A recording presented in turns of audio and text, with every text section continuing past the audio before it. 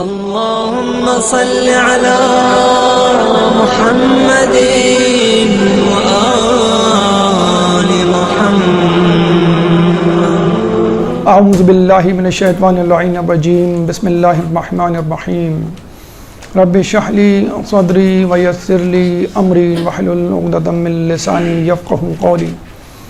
ان اللہ وملائکتہ یصلون علی النبی یا ایھا الذین آمنوا صلوا علیہ وسلموا تسلیما.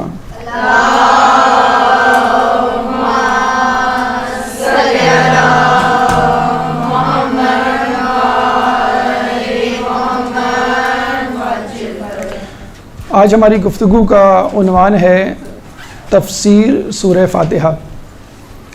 اس گفتگو میں جو مراحل آپ کے سامنے پیش کیے جائیں گے اس میں سب سے پہلے مقدماتی مرحلہ، اس کے بعد اسمیات یعنی سورہ فاتحہ کے کتنے نام ہیں اور ان ناموں کی کیا وجوہات ہیں. تیسرا مرحلہ اساس قرآن کہ کس طرح اور کیوں کر سورہ فاتحہ کو قرآن کی بنیاد یا اساس کہا جاتا ہے. چوتھا مرحلہ اثرات سورہ فاتحہ پڑھنے کے اس دنیا میں اور آنے والی دنیا یعنی آخرت میں کیا اثرات مرتب ہوتے ہیں. پانچواں مرحلہ اعجاز رسول اللہ یعنی رسول اللہ کو جب یہ سورہ فاتحہ عطا ہوئی تو ان کے اعجاز میں کس طرح بلندی آئی اور کس طرح انہوں نے فخر کیا. اس کے بعد چھٹا مرحلہ اعزاز اہل بیت یعنی خود اہل بیت کی شان میں یہ سورہ کس طرح ان کے مراتب ان کی قدر و منزلت بلند کرتی ہوئی نظر آتی ہے. اور پھر ساتواں مرحلہ تفسیر سورہ فاتحہ آیت با آیت لفظ با لفظ. اللہ تعالیٰ سے دعا ہے کہ ہمیں اس امر کو کامیابی سے عبور کرنے کی اور اس پہ عمل کرنے کی توفیق عطا فرمائے. سب سے پہلے مقدمہ سورہ فاتحہ. دیکھیے کہ آپ نے سنا ہوگا کہ قرآن اللہ کی کتاب ہے اور اللہ کی کتاب کو سمجھنا نہایت ضروری ہے اور یہ ہماری زندگی کا حصہ ہے.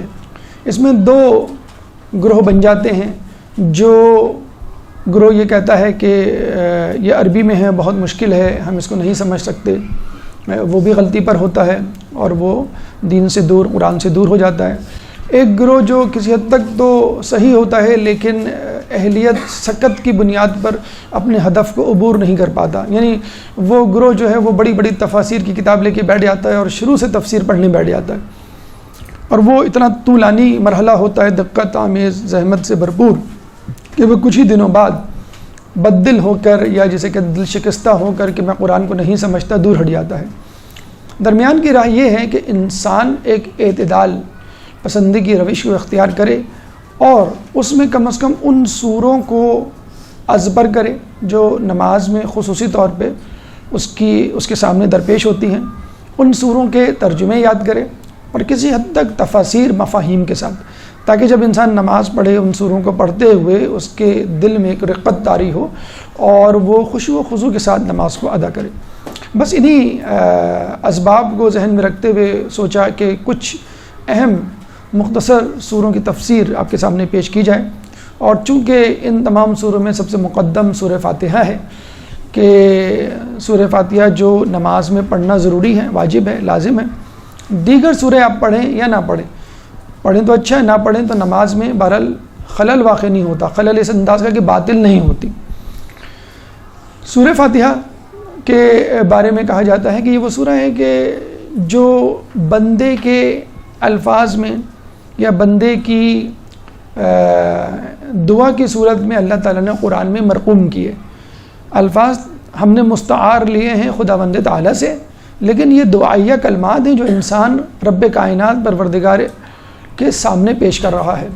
اور اس کے بعد پورا قرآن خدا کی زبان میں ہے، یعنی ایک ڈائلاگ ہے جس کی ابتدا بندہ کرتا ہے اور جس کا اختتام اللہ تعالیٰ کرتا ہے.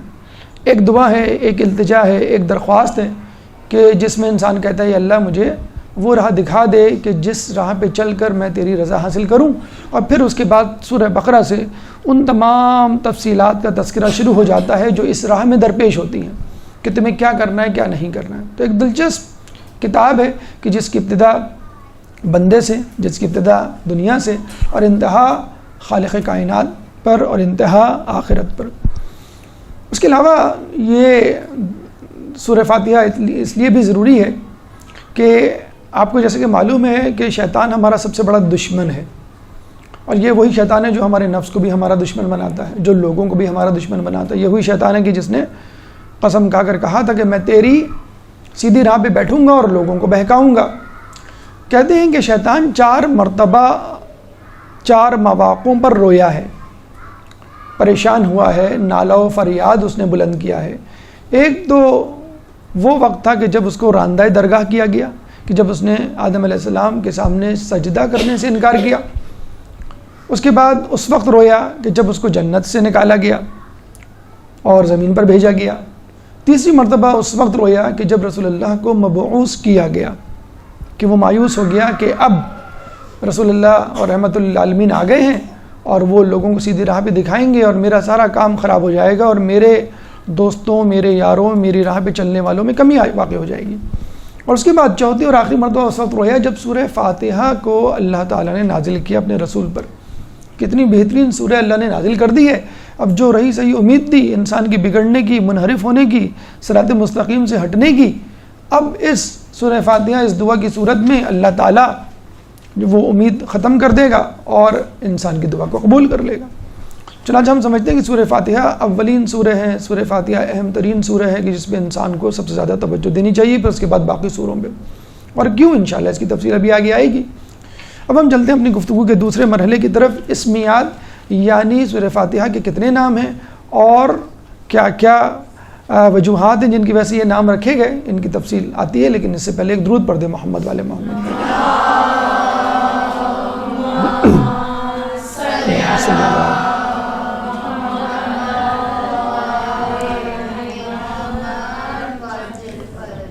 اچھا، یہ سب چیزیں پرنٹ آؤٹ کے فارم میں لکھی ہوئی ہیں، آپ چاہیں تو لکھ لیں اپنی معلومات کے لیے، ورنہ کلاس کے اختتام پہ آپ کو یہ پرنٹ آؤٹ مل جائے گا تمام تر تفصیل کے ساتھ۔ دیکھیے سورہ فاتحہ کے کئی نام ہیں اور ان تمام ناموں کے پیچھے وجوہات ہیں۔ سب سے پہلے نام جو بار بار لیا جاتا ہے، معروف ہے، وہ ہے سورہ فاتحہ۔ فاتحہ مؤنث کا صیغہ ہے، فاتحۃن بیسیکلی ہے، یہ عربی میں فاتحن مذکر کے لیے اور مؤنث کے لیے فاتحۃن، کھولنے والی۔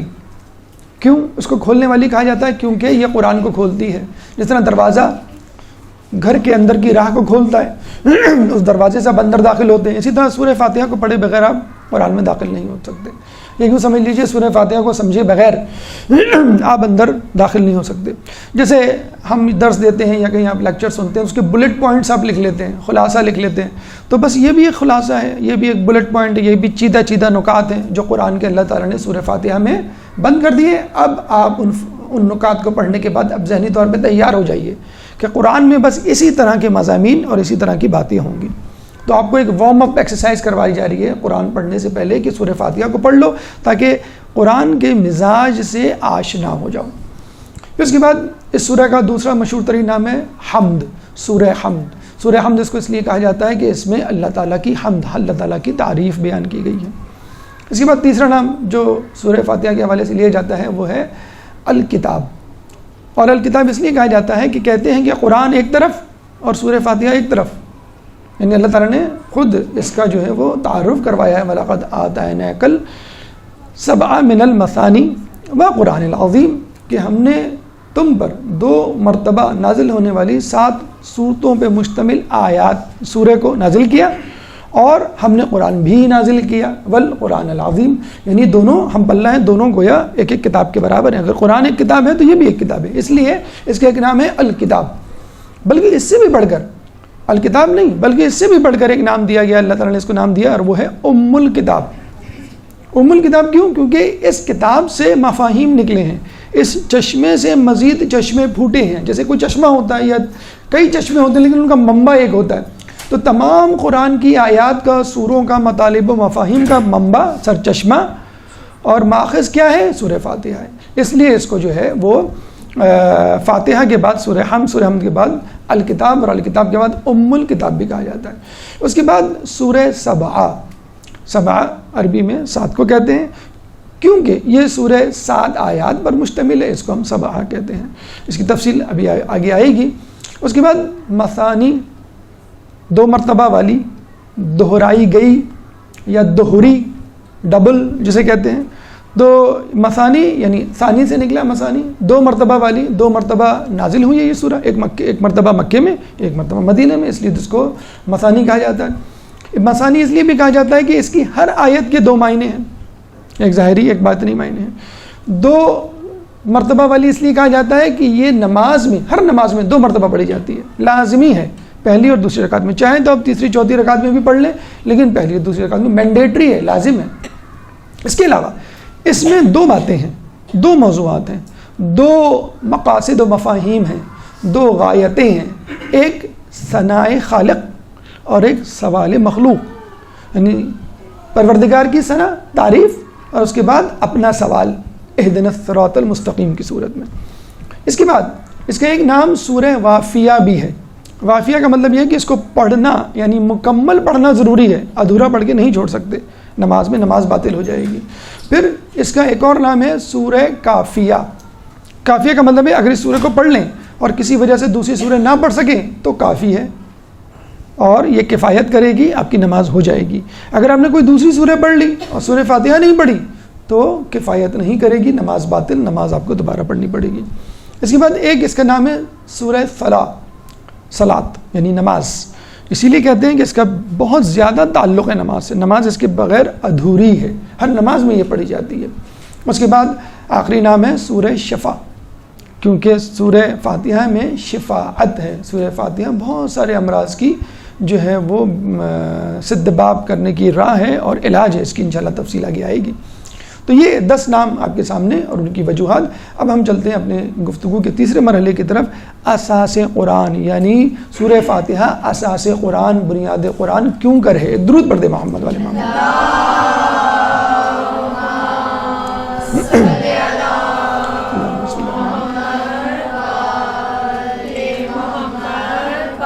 اساس قرآن ہم 2 جہتوں سے دیکھ سکتے ہیں، ایک تو نقلی دلیل اور ایک عقلی دلیل. نقلی دلیل کا مطلب یہ ہوتا ہے کہ روایات اور آیات کیا کہتی ہیں، اور عقلی دلیل یعنی آپ کی عقل کیا کہتی ہے. تو سب سے پہلے نقلی دلیل، ابن عباس جو بہت بڑے قرآن کے مفسر گزرے ہیں، مولا علی کے بہترین شاگردوں میں ان کا شمار ہوتا ہے، اور مولا علی سے بہت سارے اسرار اور رموز تفسیر کے انہوں نے سیکھے. وہ کہتے ہیں کہ ہر چیز کی ایک بنیاد، ایک اساس ہوتی ہے. قرآن کی بنیاد سورہ فاتحہ ہے، ایک بات. پھر دوسری بات، خود رسول اللہ فرماتے ہیں کہ خدا کی قسم کہ جس نے مجھ کو پیدا کیا، زبور میں، انجیل میں، توریت میں، حتیٰ کہ خود قرآن میں کوئی ایسی سورہ نہیں جیسی کہ سورہ فاتحہ ہے، اور یہ ام الکتاب ہے. خود اللہ کے رسول اس کو ام الکتاب کا لقب دے رہے ہیں. اس کے بعد ایک صحابی حضرت کعب رضی اللہ تعالیٰ عنہ سے مخاطب ہو کے رسول اللہ نے ایک دفعہ فرمایا، اے کعب، کیا میں تم کو سب سے زیادہ فضیلت والی سورہ کی تعلیم نہ دوں؟ تو کعب نے کہا کیوں نہیں، ضرور دیجیے. تو رسول اللہ نے آپ کو سورہ فاتحہ کی تعلیم دی. تو آپ نے دیکھا کہ سورہ فاتحہ کس طرح اساس ہے، کس طرح بنیاد ہے، کس طرح سب سے زیادہ فضیلت والی ہے. عقلی دلیل یعنی عقل کیا کہتی ہے کہ یہ کس طرح اساس ہے قرآن کی. دیکھیے یہ خلاصہ قرآن ہے. کس طرح اس میں علم کی بات بھی ہے، عمل کی بات بھی ہے، اعتقاد کی بات بھی ہے اور عبادات کی بات بھی ہے، دونوں اس میں موجود ہیں. کس طرح یہ اساس قرآن ہے؟ کیونکہ اس میں اصول دین بھی ہیں، فروع دین بھی ہیں. اصول دین یعنی توحید، اصول دین یعنی قیامت. اب دیکھا جائے ہمارے اصول دین توحید سے شروع ہوتے ہیں اور قیامت میں ختم ہوتے ہیں. جب توحید کا تذکرہ ہوگا، اللہ کی صفات کا تذکرہ ہوگا، اللہ کی صفات کا تذکرہ ہوگا تو عدل کا تذکرہ ہوگا، ہمارا دوسرا اصول دین. پھر اللہ تعالیٰ کی نعمتوں کا تذکرہ ہوگا، پھر اللہ تعالیٰ کی تکوینی اور تشریعی برکتوں کا تذکرہ ہوگا. اور جب تشریعی برکتوں کا تذکرہ ہوگا تو اس میں انبیاء کا تذکرہ آئے گا، نبوت کا تذکرہ آئے گا کہ اللہ تعالیٰ نے نبی بھیجے تاکہ وہ ہمیں صراط مستقیم دکھائیں. جب نبوت کا تذکرہ ہوگا تو امامت کا بھی تذکرہ ہوگا کہ نبوت کی تعلیمات کی حفاظت کا ذمہ ائمہ کے حوالے ہے. پھر اس کے بعد قیامت کا بھی تذکرہ ہوگا، قیامت کا تذکرہ خود اس سورہ فاتحہ میں موجود ہے. تو ہمارے پورے اصول دین جو اس میں موجود ہیں. فروع دین کس طرح موجود ہیں؟ ہم کہتے ہیں سورہ میں ایاک نعبد و ایاک نستعین، ہم تیری عبادت کرتے ہیں اور تجھی سے مانگتے ہیں. تمام عبادات اس میں آ گئی. اس میں جو ہے وہ نماز بھی آ گئی، روزہ بھی آ گیا، زکوٰۃ بھی، حج، ہر چیز، ہر عبادت اس میں آ گئی. و ایاک نستعین، ہم تجھی سے مانگتے ہیں. اس کی جزا، اس کی جو ہے، اس کا جو ہے ریوارڈ ہم تجھی سے مانگتے ہیں. مزید اس حوالے سے کوئی ہدایت ہو ہم تجھی سے مانگتے ہیں، تصحیح ہو ہم تجھی سے مانگتے ہیں. تو اس میں خلاصہ قرآن بھی ہے، اس میں اصول دین اور فروع دین بھی ہیں. اور تیسری اہم بات، ایمان کے تینوں مراحل کی تفصیل بھی ہے. ایمان کے 3 مراحل ہیں: دل سے اعتقاد رکھنا، زبان سے اس کا اقرار کرنا، اور اعضاء جوارح سے اس کی گواہی دینا. توحید کا تعلق، قیامت کا تعلق، اعتقادات کا تعلق دل سے ہے. ہم اس سورہ میں اس کا اقرار کرتے ہیں الحمدللہ رب العالمین کہہ کے. پھر اس کے بعد زبان سے ان الفاظ کو، سورہ فاتحہ کی آیات کو ادا کرتے ہیں. اس کا مطلب ہے کہ ہم جو ہے وہ اپنے دل کے اعتقاد کو الفاظ ادا کر رہے ہیں. اس کے بعد اعضاء جوارح، ہم خود گواہی دے رہے ہیں، ہم خود بتلا رہے ہیں اللہ تعالیٰ کو ایاک نعبد و ایاک نستعین، ہم تیری عبادت کرتے ہیں، تجھی سے مانگتے ہیں. اور مزید فیوچر پلان، مستقبل کا لائحہ عمل بھی اللہ سے پوچھتے ہیں. اهدنا الصراط المستقیم، ہمیں مزید اپنی سیدھی راہ دکھاتا چلا جا تاکہ ہم راہ سے ہٹے نہ، منحرف نہ ہوں. تو آپ نے دیکھا اللہ تعالیٰ نے سورہ فاتحہ کو کس طرح خلاصہ قرآن، اصول و دین، فروع دین کا مرکب اور زبان و دل و اعضاء جوارح کا مرقع قرار دے کر اس کو اساس قرآن بنایا. اب آئیے ہم اس طرف چلتے ہیں کہ سورہ فاتحہ کے اثرات کیا ہیں دنیاوی اعتبار سے اور دینوی اعتبار سے، یعنی اس دنیا میں اور اس دنیا کے بعد آخرت میں. ایک درود پڑھ دے محمد والے محمد. اللہم صلی علی محمد.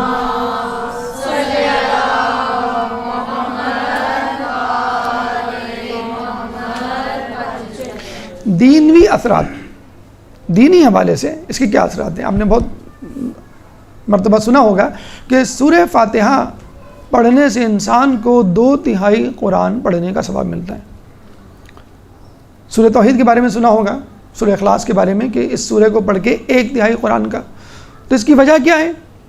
کیونکہ سورہ اخلاص میں ایک اصول دین کا تذکرہ یعنی توحید، اور سورہ فاتحہ میں 2 اصول دین یعنی توحید اور قیامت کا تذکرہ ہے. اچھا، ہم چلتے چلتے وضاحت کرتے چلیں کہ بنیادی طور پہ اصول دین 3 ہیں: توحید، نبوت اور قیامت. توحید کے ساتھ عدل نتھی ہے، چولی دامن کا ساتھ ہے، اس سے جدا نہیں ہو سکتا. جو شخص عدل کا منکر ہے تو اس کا مطلب کیا ہوا کہ وہ توحید کا بھی منکر ہے. اسی طرح امامت نبوت سے نتھی ہے. اگر کوئی شخص امامت کا منکر ہے تو پھر وہ نبوت کا بھی. لیکن ایک کثیر مکتبہ فکر کے افراد عدالت اور امامت کے منکر ہیں، تو ان سے اپنے آپ کو ممیز کرنے کے لیے بریکٹ میں کہہ لیجئے یا پلس کر کے ہم اصول لکھ دیتے ہیں توحید کے ساتھ، اور نبوت کے ساتھ امامت لکھ دیتے ہیں.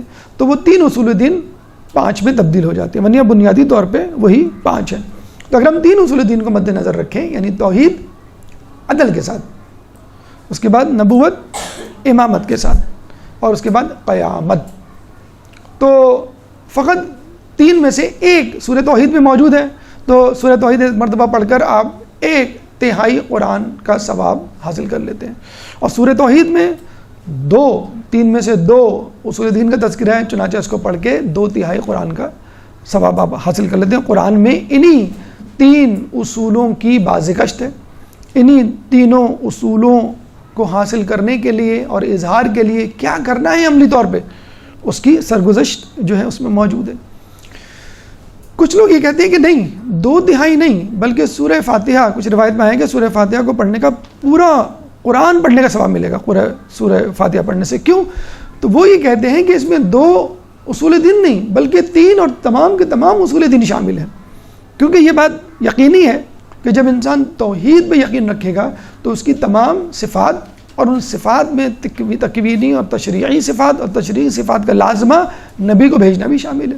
چنانچہ اس کو پڑھنے سے آپ کو تمام اصول دین کا یعنی تمام قرآن کا ثواب ملے گا. ایک اور بہت ہی دقیق اور بہت ہی خوش کن فائدہ جو انسان کو ملتا ہے دینی حوالے سے اس سورہ کو پڑھنے سے، کہتے ہیں کہ جنت کے 8 دروازے ہیں اور ان 8 دروازوں کے 8 نام ہیں، اور ہر دروازہ اس سورہ کی آیت کو پڑھنے سے کھلتا ہے۔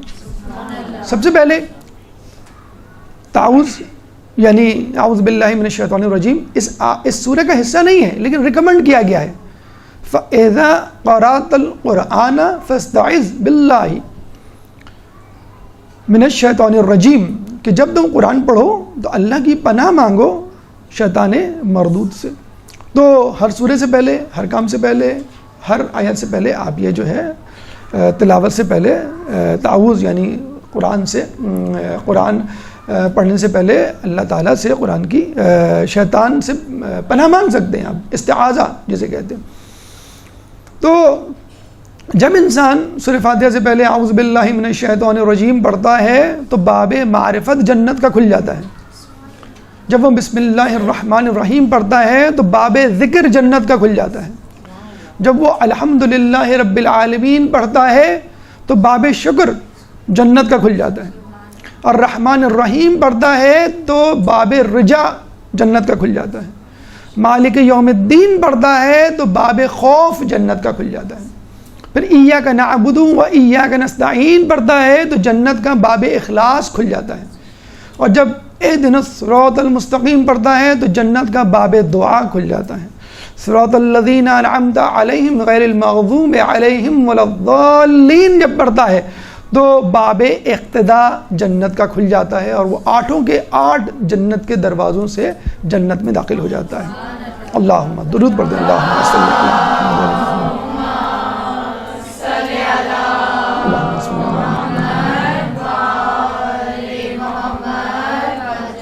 اللہ تعالیٰ نے ہمیں مثل جسمانی مثل مادی سورہ اس دنیا میں بھیجا، اور ہمارا ایک تعلق ہے اس زمین سے، اس دنیا سے، اس فانی جہان سے۔ چنانچہ اللہ تعالیٰ پہ یہ لازم ہے کہ اللہ نہ صرف ہمارے آخرت کا سامان مہیا کرے بلکہ دنیا میں بھی ہمیں کوئی فائدہ پہنچائے اسلام کے ذریعے اور اپنی فرامین کے ذریعے اور اپنی اطاعت کے ذریعے۔ تو سورہ فاتحہ پڑھنے سے آپ کو فقط آخرت کی چیزیں نہیں ملیں گی، دنیا کی چیزیں بھی ملیں گی، شفاعت کے لیے، امراض سے دوری کے لیے اور نجات کے لیے بہترین دعا ہے، بلکہ بہترین دوا ہے سورہ فاتحہ۔ روایت میں آیا ہے کہ جو شخص درد والی جگہ پر 70 مرتبہ سورہ فاتحہ پڑھے گا وہ درد رفع ہو جائے گا۔ روایتوں میں آیا ہے کہ اگر پانی پہ ایک پیالے میں 40 مرتبہ سورہ فاتحہ پڑھ کے پھونک دیا جائے اور وہ پانی کسی مریض کو پلایا جائے تو وہ شفا یاب ہو جائے۔ روایتوں میں آیا ہے، چھٹے امام فرماتے ہیں کہ اگر کوئی مرض سورہ فاتحہ سے ٹھیک نہیں ہو سکتا اور تندرست نہیں ہو سکتا تو سمجھ لو وہ کسی دوا سے، کسی چیز سے تندرست نہیں ہوگا۔ جنگ صفین میں ہمیں ایک واقعہ ملتا ہے کہ ایک شخص آیا مولا علی کے پاس، اس کا بازو کسی کے وار سے کٹ گیا تھا اور جزوی طور پہ کٹا تھا، اس طرح کہ بس ایک گوشت کی جھلی سے لٹک رہا تھا اور اس کی لڑائی میں مانع تھا۔ چنانچہ مولا علی کے پاس آیا، کہنے لگا مجھے یہ بہت تکلیف دے رہا ہے اور مزاحم ہے میری لڑائی میں جنگ نہیں کر پا رہا، آپ یا تو اس کو جوڑ دیجئے یا پھر مجھے حکم دیجئے کہ میں اس کو کاٹ ڈالوں۔ تو مولا علی نے اس کے ہاتھ کو اس کے بازو پہ رکھا اور سورہ فاتحہ پڑھی، لیکن آہستگی سے پڑھی، اس کو پتہ نہیں چلا اور بازو جڑ گیا، وہ چلا گیا۔ اور جنگ ختم ہونے کے بعد آیا، کہنے لگا کہ مجھے تو پتہ ہی نہیں چلا کہ میرا بازو کٹا بھی تھا کہ نہیں، آپ نے کیا پڑھا تھا؟ تو مولا علی نے فرمایا میں نے سورہ فاتحہ پڑھی تھی۔ بس اس نے فوراً کہا کہ یہ سورہ فاتحہ جو ہم روزانہ پڑھتے ہیں نماز میں، بس اس کا یہ کہنا تھا، بازو کٹ کے دوبارہ گر گیا، پھر زندگی بھر نہیں جڑا۔ یہ ہے سورہ فاتحہ کو، کلام الہی کو انڈر ایسٹیمیٹ کرنے کا ذریعہ۔ اور چونکہ ہم بھی سورہ فاتحہ روزانہ پڑھتے ہیں، ایک نماز میں 2 مرتبہ پڑھتے ہیں، تو ہمارے سامنے کوئی اہمیت نہیں ہے، اسی لیے یہ معجزات رونما نہیں ہوتے۔ اگر ہمارا یقین اتنا ہو جائے جتنا جو ہے ہونا چاہیے، یہ تمام امراض ہم سے جو ہے وہ دور ہو جائیں۔ روایتوں میں آیا ہے کہ سورہ فاتحہ سوائے موت کے تمام امراض کی دوا ہے، تمام امراض کا علاج ہے۔ بلکہ کچھ امراض تو ایسے ہوتے ہیں لگتا ہے کہ بس انسان مر گیا اور مرنے والا ہے، اس کی موت یقینی ہے۔ تو چھٹے امام کہتے ہیں کہ اگر تم اپنے مردے پہ 70 مرتبہ سورہ فاتحہ پڑھو اور اللہ اس کی روح کو اس کے جسم میں پلٹا دے تو یہ کوئی تعجب کی بات نہیں، حقیقت ہے، یہ کوئی تعجب کی بات نہیں۔ کہتے ہیں کہ سید محمد موسوی نجف کے رہنے والے ایک عالم دین، وہ جب اس روایت سے گزرے تو انہوں نے کہا میں تجربہ کروں، تو کسی کو مار تو سکتے نہیں تھے، وہ ایک مکھی کو لے آئے اور اس کو پانی میں ڈبو کے، محمد حسین جاڑا نے اپنی انوار النجف تفسیر میں لکھا ہے، اس میں رکھ دیا پانی میں، کچھ گھنٹے کے بعد نکالا تو وہ مر چکی تھی، اس پہ سورہ فاتحہ پڑھی 40 مرتبہ بھی نہیں پڑھی تھی کہ وہ اڑنے لگی۔ انہوں نے کہا کہ نہیں ہو سکتا ہے میرا کوئی اشکال ہو، میرا وہم ہو۔ ایک دفعہ صبح سے لے کے مغرب تک، شام تک انہوں نے مکھی کو پانی میں رکھا، جب وہ یقین ہو گیا کہ وہ مر چکی ہے، اس میں سورہ فاتحہ پڑھی، ابھی 40 مرتبہ بھی سورہ فاتحہ مکمل نہیں، وہ مکھی جو ہے وہ اڑنے لگی۔ اللہم صلی علی محمد وعلی محمد۔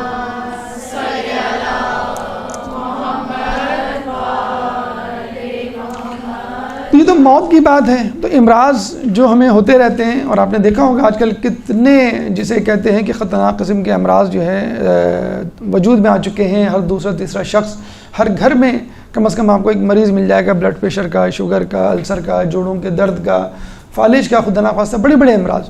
تو ان امراض میں اللہ تعالیٰ سے دعا کرتے ہوئے سورہ فاتحہ کا ورد کریں، 40 مرتبہ، 70 مرتبہ، 7 مرتبہ۔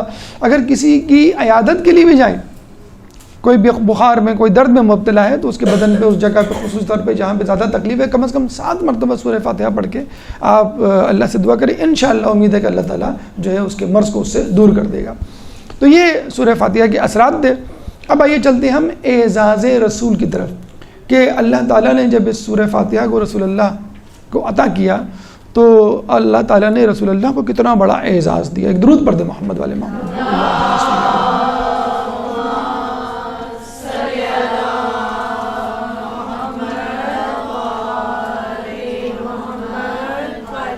اللہ تعالیٰ سورہ حجر آیت نمبر 87 میں فرماتا ہے، سورہ حجر قرآن کا 15واں سورہ ہے اور آیت کا نشان ہے 87۔ اللہ تعالیٰ فرماتے ہیں وَلَقَدْ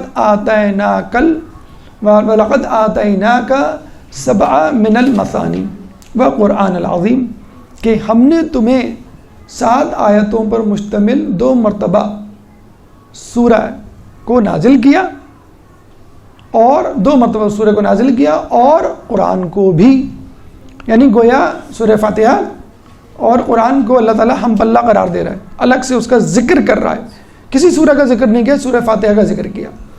کہتے ہیں کہ اس سورہ کو 2 مرتبہ نازل کرنے کے حوالے سے یہ ہمیں روایت، کوئی بھی کسی بھی سورہ کو یہ شرف حاصل نہیں کہ وہ 2 مرتبہ نازل ہوئی ہو، یہ 2 مرتبہ نازل ہوئی ہے، مکے میں بھی 1 مرتبہ اور مدینے میں بھی۔ تو قرآن کی سورہ یا تو 114 جو سورہ ہیں ان میں یا تو مکی ہے سورہ یا پھر مدنی ہے، لیکن یہ مکی اور مدنی دونوں ہیں۔ اور اس کا جو ثبوت ہمیں ملتا ہے وہ یہ بھی ملتا ہے سورہ حجر، جس میں خود اس کا تذکرہ موجود ہے کہ ہم نے جو ہے 7 آیات پر مشتمل 2 مرتبہ سورہ کو نازل کیا اور قرآن کو بھی۔ یہ خود سورہ حجر جو ہے مکے میں سورہ فاتحہ کے بعد نازل ہوئی، اس کا مطلب یہ ہوا کہ سورہ فاتحہ مکے میں نازل ہو چکی تھی۔ اور دوسری بات یہ ہے کہ قرآن میں پڑھی جاتی ہے، نماز میں پڑھی جاتی ہے، اور نماز میں شروع کی 2 رکعت میں یعنی 2 مرتبہ پڑھی جاتی ہے، تو اس طرح بھی جو ہے وہ 2 مرتبہ والی یا 2 رکعت جو ہے وہ میں پڑھی جانے والی سورہ اس کا نام پڑ گیا۔ اس کے بعد اللہ تعالیٰ سورہ نمل میں آیت نمبر 29، سورہ نمل قرآن کا 27واں سورہ ہے، 27th چیپٹر نمبر 27 اور ورس نمبر 29۔ سلیمان علیہ السلام نے ملکہ بلقیس کو جو ہے وہ خط لکھا، اور اس میں اس کی ابتدا جو ہے بسم اللہ الرحمن الرحیم سے کی، اور اس کا تذکرہ خود ملکہ بلقیس کرتی ہیں، اور ان کے کلمات کو، ان کے الفاظ کو قرآن اپنی کتاب میں جگہ دیتا ہے۔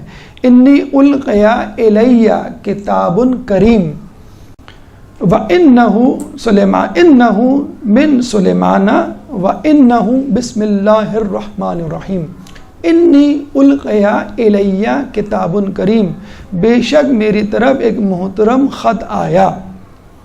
پھر انہ من سلیمان، بے شک یہ سلیمان کی طرف سے ہے۔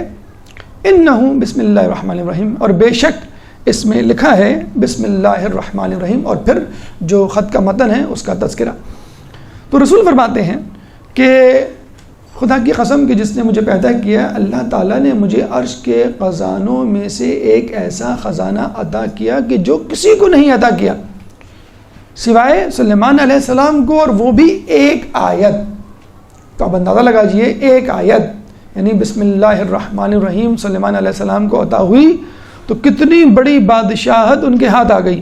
اور یہاں رسول اللہ کو 6000 سے زیادہ آیات پر مشتمل قرآن مل رہا ہے، تو رسول اللہ کے پاس کتنی بڑی سلطنت ہوگی۔ یہ ایک الگ بات ہے، اس کا اظہار، یہ اپنے آپ کو بادشاہ نہ ظاہر کرنے کی خواہش تھی کہ میں دلوں کو جیتنے آیا ہوں، جسموں کو یا زور زبردستی کرنے نہیں آیا۔ تو اللہ کے رسول جو ہے خود اس پہ فخر کر رہے ہیں کہ اللہ نے مجھے ایک ایسا خزانہ دیا جو کسی کو نہیں دیا سوائے سلیمان کے، اور سلیمان کو بھی فقط ایک آیت، وہ بھی بسم اللہ الرحمن الرحیم دی، کہ جو اتنی بڑی سلطنت کا ہم دیکھتے ہیں کہ سبب بنی۔ پھر رسول اللہ کے پاس کتنے خزانے ہوں گے۔ تو یہ رسول اللہ کا اعزاز ہے، اور رسول اللہ جو ہے اس اعزاز پہ جو ہے وہ فخر بھی کرتے ہوئے نظر آتے ہیں۔ اب یہ اعجاز اہل بیت، یعنی خود اہل بیت اس سورہ سے کیا مناسبت رکھتے ہیں، اور یہ سورہ ان اہل بیت کی شان کو، قدر و منزلت کو کس طرح بڑھاتی ہوئی نظر آتی ہے۔ ایک درود پڑھ دے محمد والے محمد میں۔ اللہم صلی اللہ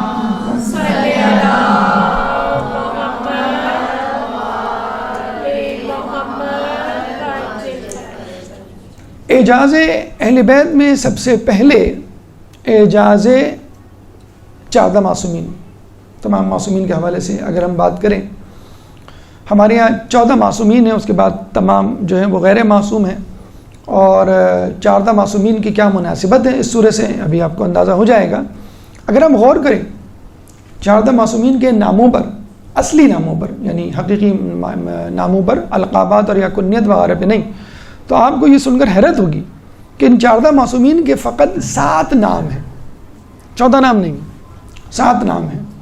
اب دیکھ لیجئے آپ خود گن کر، سب سے پہلے محمد پہلا نام، دوسرا نام فاطمہ، تیسرا نام علی، چوتھا نام حسن، پانچواں نام حسین۔ اب آپ پریشان ہوں گے، 5 نام تو ابھی سے مکمل ہو گئے، کیسے چلے گا معاملہ؟ چھٹے معصوم کون ہیں؟ امام زین العابدین، لیکن ان کا ٹائٹل ہے، لقب ہے، ان کا نام کیا ہے؟ علی۔ تو ریپیٹ ہو گیا، تکرار ہو گئی، تو اس کو ہم دوبارہ کاؤنٹ نہیں کریں گے، ٹھیک ہے۔ آگے چلیں، 5ویں امام محمد، ریپیٹ ہو گیا، اس کو ہم کاؤنٹ نہیں کریں گے، تو ہم 5 پہ ہی رک جاتے ہیں۔ 6 امام جعفر نام ہے، ٹھیک ہے، ان کا ایک نام ہے، ایک نیا نام ہے، اس کو ہم کاؤنٹ کریں گے، کتنے ہو گئے؟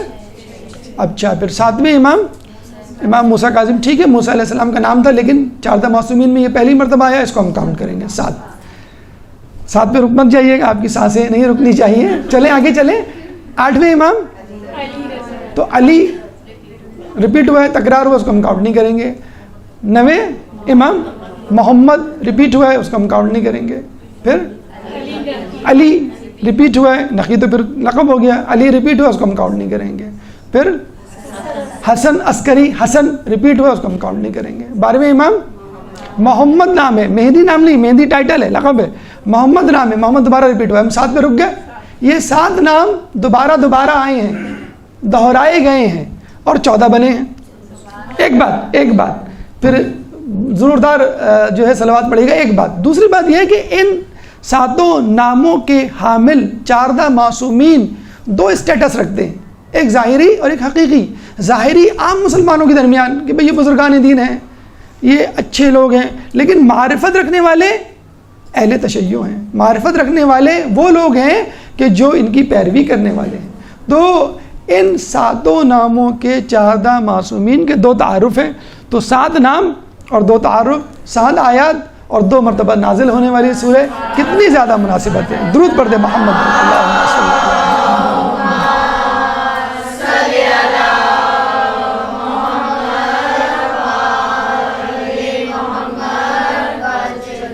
جب انسان امام کو دیکھتا تھا تو کچھ اور سمجھتا تھا، جب ان کے ساتھ بیٹھتا تھا تب ان کا تعارف تب ان کی حقیقت ان کو پتہ چلتی تھی. تو اس طرح سورہ فاتحہ بھی ہے کہ ایک ظاہری معنی رکھتی ہے اور جب پڑھتے ہیں ہم تو اس کے حقیقی معنی ہم پہ کھلتے ہیں.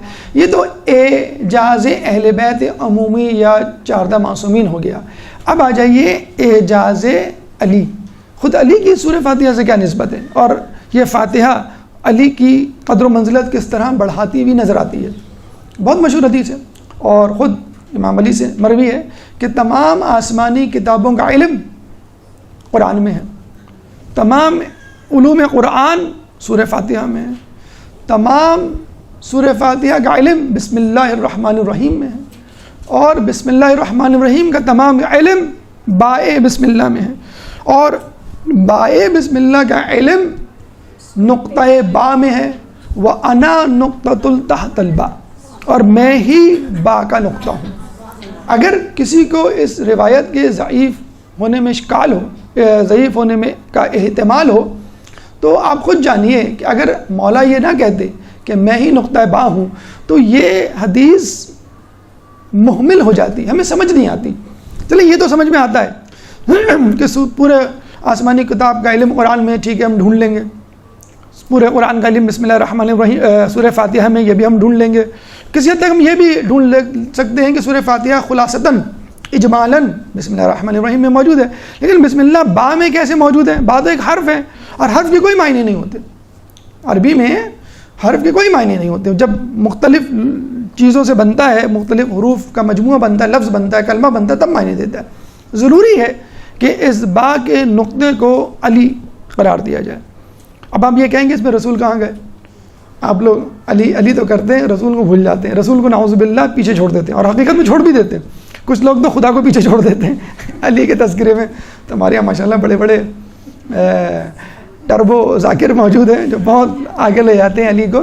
بہرحال دیکھیے، اگر با کا نقطہ علی ہے تو خود با رسول اللہ ہے.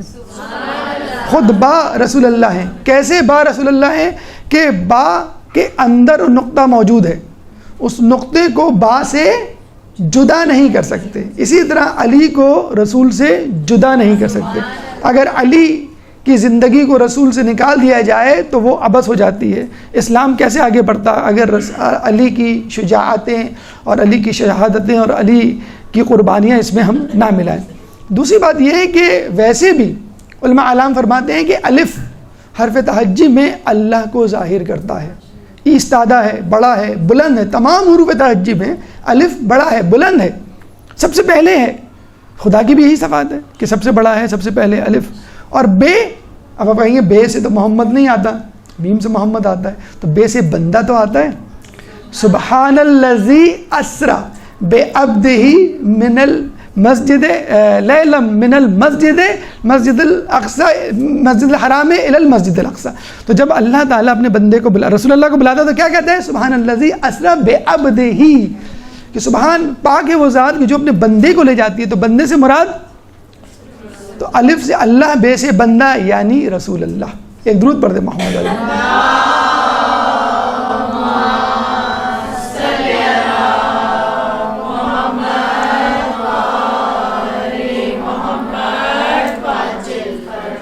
تو ہم نے دیکھا سبحان الذی اسرا بعبدہ لیلا من المسجد الحرام الی المسجد الاقصی. جب اللہ تعالیٰ رسول اللہ کو بلاتا ہے تو بندہ کہہ کے بلاتا ہے. تو الف سے اللہ، بے سے بندہ اور بے سے رسول اللہ اور اس بے کا نقطہ علی.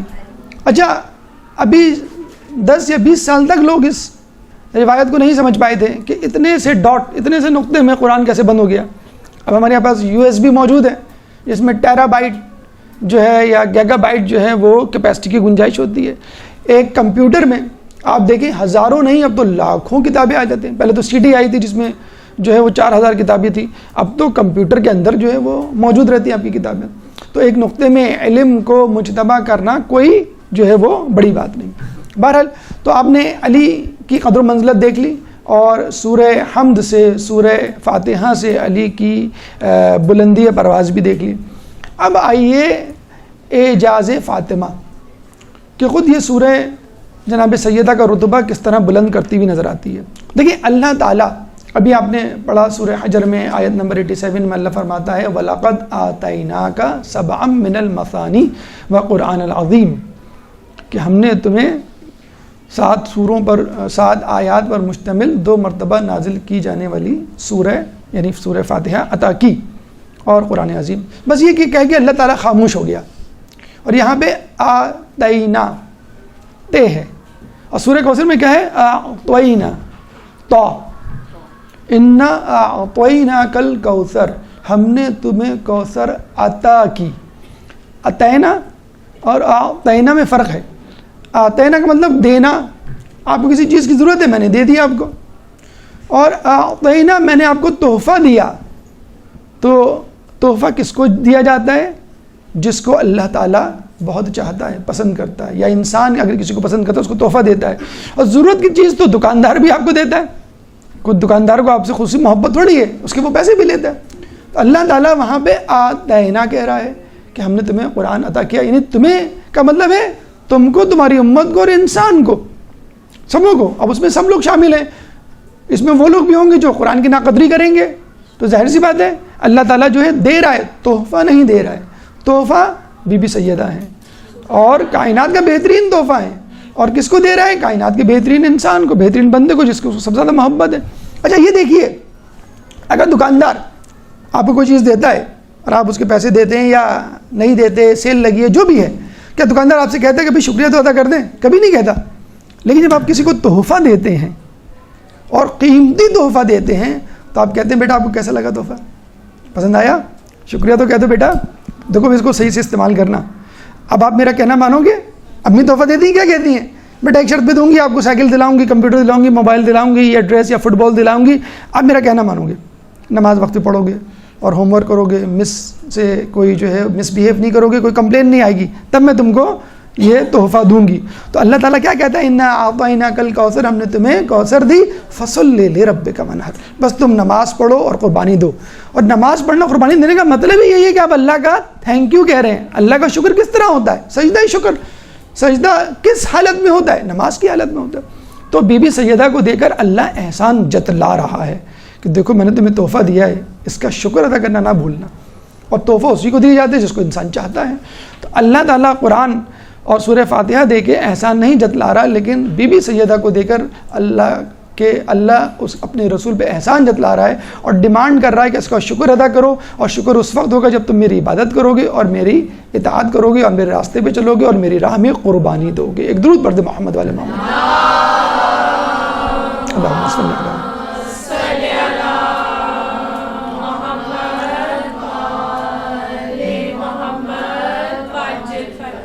یہ اعجاز اہل بیت ہو گئے. ہماری گفتگو کا 6واں مرحلہ جو ہے اپنے اختتام کو پہنچا. اب آئیے ہم باقاعدہ سورہ فاتحہ کی تفسیر میں داخل ہوتے ہیں.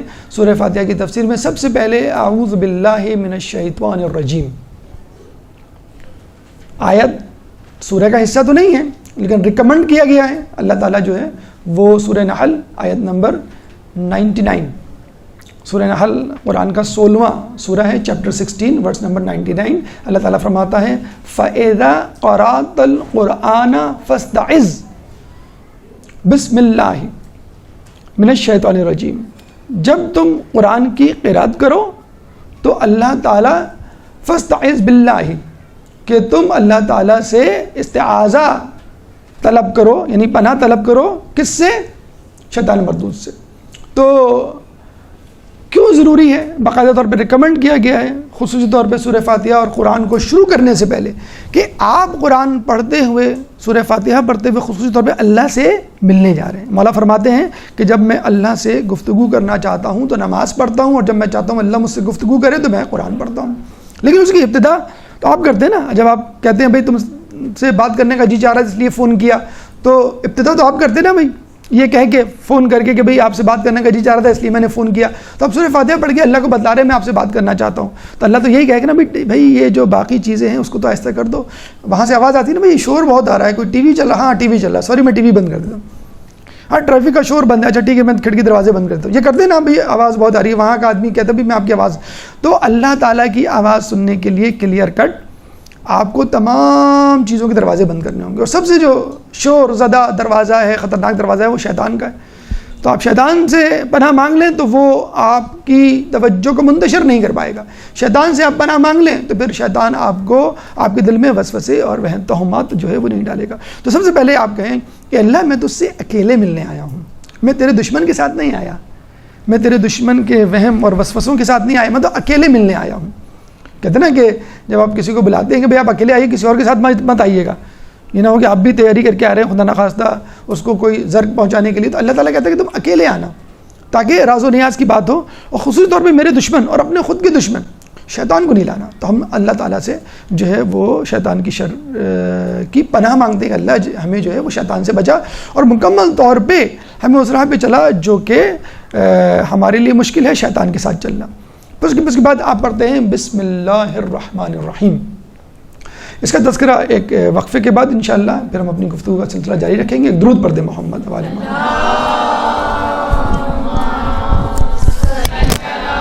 سورہ فاتحہ کی گفتگو فضائل آپ نے سنے.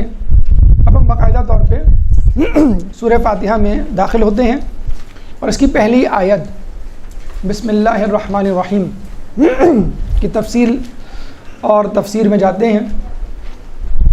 بسم اللہ الرحمن الرحیم کے حوالے سے پہلے اس کے اثرات سن لیجیے. بسم اللہ الرحمن الرحیم کے بارے میں کہا جاتا ہے کہ جو شخص, مومن کی بات ہو رہی ہے, بسم اللہ پڑھنا چھوڑ دے, اللہ تعالیٰ اس کو آزمائش میں مبتلا کر دیتا ہے تاکہ اس کو یاد آ جائے کہ اس نے بسم اللہ چھوڑ دی ہے. اور جب وہ بسم اللہ شروع کرتا ہے اور اپنے گناہوں پر تائب ہوتا ہے تو اللہ تعالیٰ اس کی توبہ قبول کر لیتا ہے. تو یہ بھی ایک طریقہ ہے اپنی طرف متوجہ کرنے کا. اور جو لوگ پے در پہ بیمار ہو رہے ہیں, پے در پہ پریشانیوں میں مبتلا ہیں, چاہے وہ رزق کی ہوں, اولاد کی طرف سے ہوں یا ازدواجی زندگی سے متعلق ہوں, ان کو یاد دلائیے کہ کہیں آپ نے بسم اللہ الرحمن الرحیم پڑھنا تو نہیں چھوڑ دیا, تو اس کو دوبارہ پڑھنا شروع کریں. جتنی مرتبہ آپ بسم اللہ پڑھیں گے اتنی مرتبہ اللہ تعالیٰ جو ہے آپ کے برکات و فیوز کو میں اضافہ کرے گا. کیسے اضافہ کرے گا؟ مثلا ایک شخص کا انتقال ہوا, اس کی قبر کے پاس سے جب اس کو دفنایا گیا, موسیٰ علیہ السلام گزر رہے تھے تو دیکھا کہ عذاب کے فرشتے نازل ہو رہے ہیں. موسیٰ علیہ السلام جلدی سے گزرنے لگے. جب شام کو واپس آئے تو دیکھا اسی قبر پر ملائکہ رحمت کے فرشتے نازل ہو رہے ہیں. جب اس نے اللہ سے موسیٰ علیہ السلام نے اللہ سے پوچھا کہ یہ کیا وجہ ہے, تو اللہ نے کہا کہ جب یہ مرا تھا تو اس کی بیوی حاملہ تھی, بچہ پیدا ہوا, اور آج اس کی بیوی نے اس بچے کو ایک استاد کے پاس بھیجا کہ جس نے اس کو بسم اللہ الرحمن الرحیم پڑھائی. جب بچے نے بسم اللہ الرحمن الرحیم پڑھی تو مجھے شرمندگی ہوئی کہ میں ایک ایسے شخص پہ عذاب بھیجوں جس کا بچہ اس وقت بسم اللہ الرحمن الرحیم پڑھ رہا ہے. تو آپ چلے جاتے ہیں لیکن آپ کی اولاد, آپ کی نسل جب بسم اللہ پڑھتی ہے تو اس کے فیوز و برکات آپ قبر میں اس کو محسوس کرتے ہیں. اس کے بعد روز محشر جب بسم اللہ الرحمن الرحیم پڑھنے والا پل صراط سے گزرے گا تو جہنم کے شعلے بجھ جائیں گے, اور جہنم اس سے فریاد کرے گی کہ اے مومن, تو جلد از جلد اس پل صراط سے گزر جا, ورنہ تیرے نور کی روشنی سے میرے شعلے بجھ جائیں گے. اس کے بعد جنت میں کہا یہ جاتا ہے کہ 4 نہریں ہیں. جب رسول اللہ واقعہ معراج کا واقعہ بیان کرتے کہتے ہیں جب میں سفر معراج پہ گیا تو میں نے 4 نہریں دیکھی. ایک پانی کی تھی, ایک دودھ کی تھی, ایک شہد کی تھی, ایک شراب کی تھی. جبرائیل علیہ السلام نے کہا کہ میں آپ کو بتاؤں یہ نہریں کہاں سے آ رہی ہیں. چنانچہ وہ آپ کو لے کر ایک قبے کی طرف گئے جو کہ مقفل تھا, یعنی لاکڈ تھا. تو رسول اللہ سے کہا کہ آپ انگلی کا اشارہ کریں تو یہ قفل, یہ لاک ٹوٹ جائے گا. رسول اللہ نے اشارہ کیا تو قفل ٹوٹ گیا. اس قبے میں رسول اللہ جو ہے وہ داخل ہوئے تو دیکھا اس میں ایک ستون ہے جس کے اوپر بسم اللہ الرحمن الرحیم لکھا ہوا ہے, اور یہ 4 نہریں اسی بسم اللہ الرحمن الرحیم سے پھوٹ رہی ہیں. کیسے کہ بسم اللہ کے میم سے پانی کی نہر جاری ہو رہی تھی, بسم اللہ کے اللہ کے ہا کے حلقے سے دودھ کی نہر جاری ہو رہی تھی, پھر بسم اللہ الرحمن کے میم کے حلقے سے شہد کی نہر جاری ہو رہی تھی, پھر بسم اللہ الرحمن الرحیم رحیم میں میم کے حلقے سے شراب کی نہر جاری ہو رہی تھی. اور اس کے ستون پہ بسم اللہ الرحمن الرحیم کے بائے بسم اللہ کے نیچے لکھا ہوا تھا کہ جو شخص دنیا میں بسم اللہ الرحمن الرحیم پڑھے گا ہم اس کو یہ 4 نہریں عطا کریں گے. کہتے ہیں کہ جو شخص بسم اللہ الرحمن الرحیم پڑھتا ہے اللہ تعالیٰ اس کو 70,000 محلات عطا کرتا ہے. ہر محل میں 1,000 موتی کے گھر ہوں گے اور ہر گھر میں 70,000 فرش ہوں گے، تخت ہوں گے، اور ہر تخت پہ 70,000 فرش ہوں گے. ہر فرش پہ ایک حور بیٹھی ہوگی، اس حور کے 70,000 گیسو ہوں گے، اور اس حور کے ماتھے پہ حسن، دائیں رخسار پہ محمد الرسول اللہ، بائیں رخسار پہ علی ولی اللہ، ٹھوڑی پہ حسین، اور ہونٹوں پہ بسم اللہ الرحمن الرحیم لکھا ہوگا. جب ایک صحابی نے پوچھا رسول اللہ یہ کس کو ملیں گے یہ تمام تحفے، تو رسول اللہ نے کہا کہ جو بسم اللہ کو پوری عزت و تکریم کے ساتھ پڑھے گا. ایک درود پڑھ دے محمد والا. اللہم صلی علی محمد.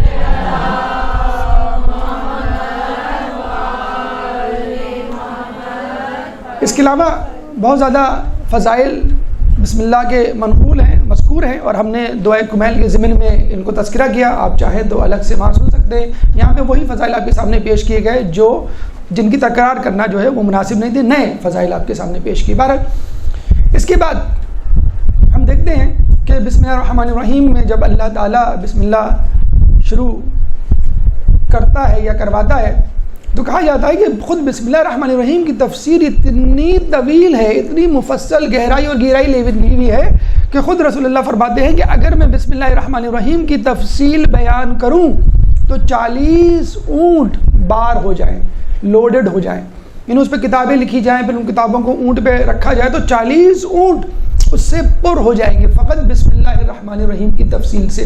اور یہ ہوا کیسے ہوا؟ ابن عباس نے ایک دفعہ مولا علی سے کہا کہ آپ مجھے بسم اللہ الرحمن الرحیم کی تفصیل بیان کریں، تفسیر.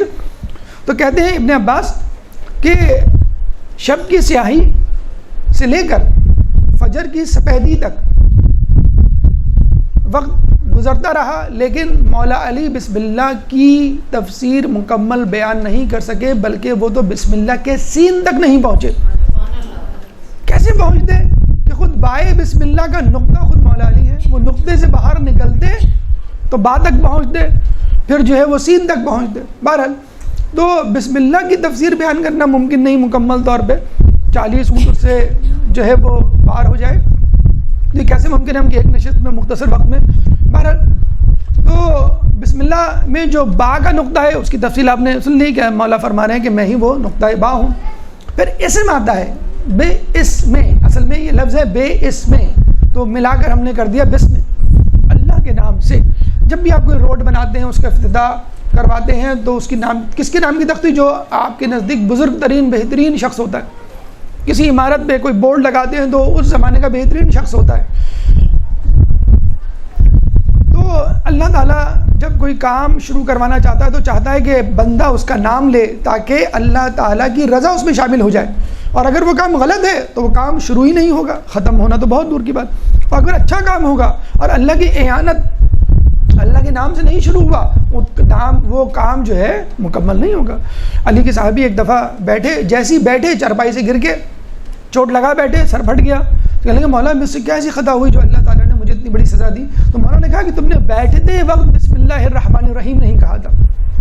ہم کھانے کے وقت بسم اللہ نہیں پڑھتے. یہ کہا جاتا ہے کہ کھانے میں اگر ایک سے زیادہ اقسام کے کھانے ڈشز موجود ہوں تو ہر ڈش سے پہلے بسم اللہ پڑھو. اٹھتے بیٹھتے چلتے پھرتے ہم نے یہ بھی بتایا تھا کہ آپ کو قیامت میں الٹے ہاتھ میں دیا جانے والا سیاہ نامہ اعمال سفید ہو جاتا ہے. ایک شخص کا کیوں؟ اس کو بسم اللہ الرحمن الرحیم پڑھنے کی عادت تھی. اس نے وہ بسم اللہ کہتے ہوئے جب کھولا تو پتہ چلا سارے گناہ تبخیر ہو گئے، اڑ گئے. تو بتایا کہ تمہارے اس بسم اللہ کی برکت سے یہ تمام گناہ جو ہے وہ. بہرحال تو بسم اللہ میں اللہ کا لفظ ہے، یعنی اللہ بسم اللہ کی بجائے بسم الجبار، بسم القدیر، بسم القادر، رازق کچھ بھی کہہ سکتا تھا، لیکن بسم اللہ کہا. کیوں؟ اللہ جامع ترین نام ہے. قادر میں قدرت رکھنے والا، رازق میں رزق دینے والا، سامع میں سننے والا، سمیع سننے والا، بہت ساری چیزیں آ جاتی ہیں. قہار نازل کرنے والا، جابر جو ہے وہ جبر کرنے والا اور سزا دینے والا. لیکن اللہ تعالیٰ نام اللہ لے رہا ہے، اس کی بھی آپ تھوڑی سی جو ہے تفصیل سن لیجئے کہ بیسیکلی بنیادی طور پہ عربی زبان میں خدا کے لیے الہ کا لفظ استعمال ہوتا ہے. جب بھی ہم کلمہ شروع کرتے ہوئے کیا کہتے ہیں؟ لا الہ، کوئی خدا نہیں، الا اللہ، سوائے اللہ کے۔ تو یہ الہ دا جو اللہ بن گیا، کیسے؟ الہ میں آپ الف لام لگا دیں شروع میں، الف لام کی وہی اہمیت ہے جو انگلش میں دا کی ہے۔ Mobile the mobile, book the book, table the table, river the river. ہم دا لگاتے ہیں آرٹیکل پراپر ناؤن والا تو وہ چیز پراپر ناؤن میں تبدیل ہو جاتی ہے، مخصوص بن جاتی ہے۔ تو جب ہم کہتے ہیں اللہ، جب ہم کہتے ہیں خدا تو کوئی بھی خدا، اور جب ہم کہتے ہیں دا گاڈ یا دا خدا، اگر انگلش میں دا ہم لگائیں اور اس کی کمی جو ہے، دا کی کمی جو ہے المعرف باللام جسے کہتے ہیں، ہر چیز وہ جس میں الف لام لگا ہو وہ مخصوص بن جاتی ہے، معرفہ بن جاتی ہے۔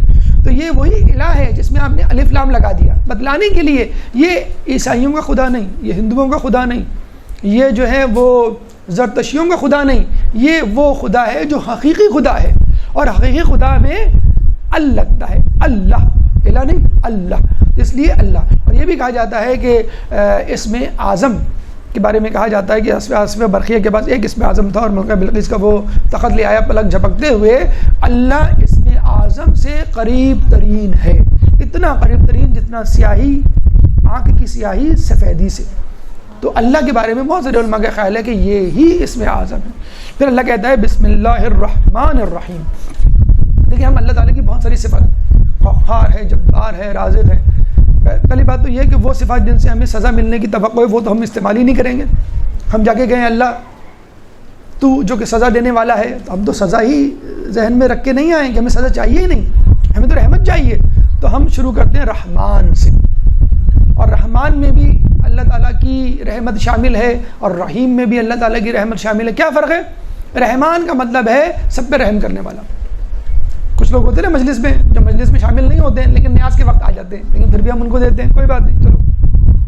تو اللہ تعالیٰ ان لوگوں کو بھی دیتا ہے جو اس کے نافرمان ہیں، جو اس کو نہیں مانتے۔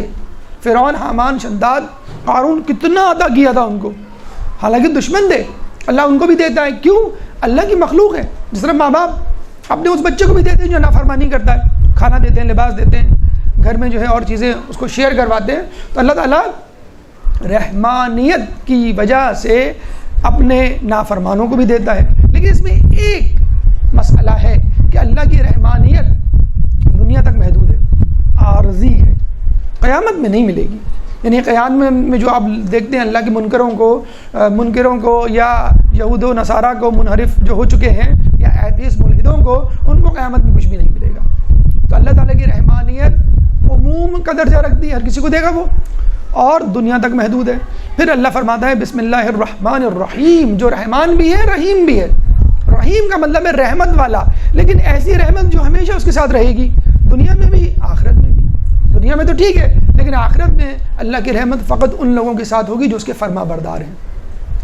اب اللہ کی رحمت ان سے جدا ہو جائے گی، کن لوگوں سے؟ جو اللہ کے نافرمان ہیں۔ اللہ تعالیٰ نے ہم کو یہاں پہ ایک مہلت دی ہے، ایک آسانی دی ہے، ایک اختیار دیا ہے، لیکن وہاں پر فقط اللہ تعالیٰ کے وہ بندے جو فرما بردار ہیں، اللہ تعالیٰ ان کو رحمت دے گا۔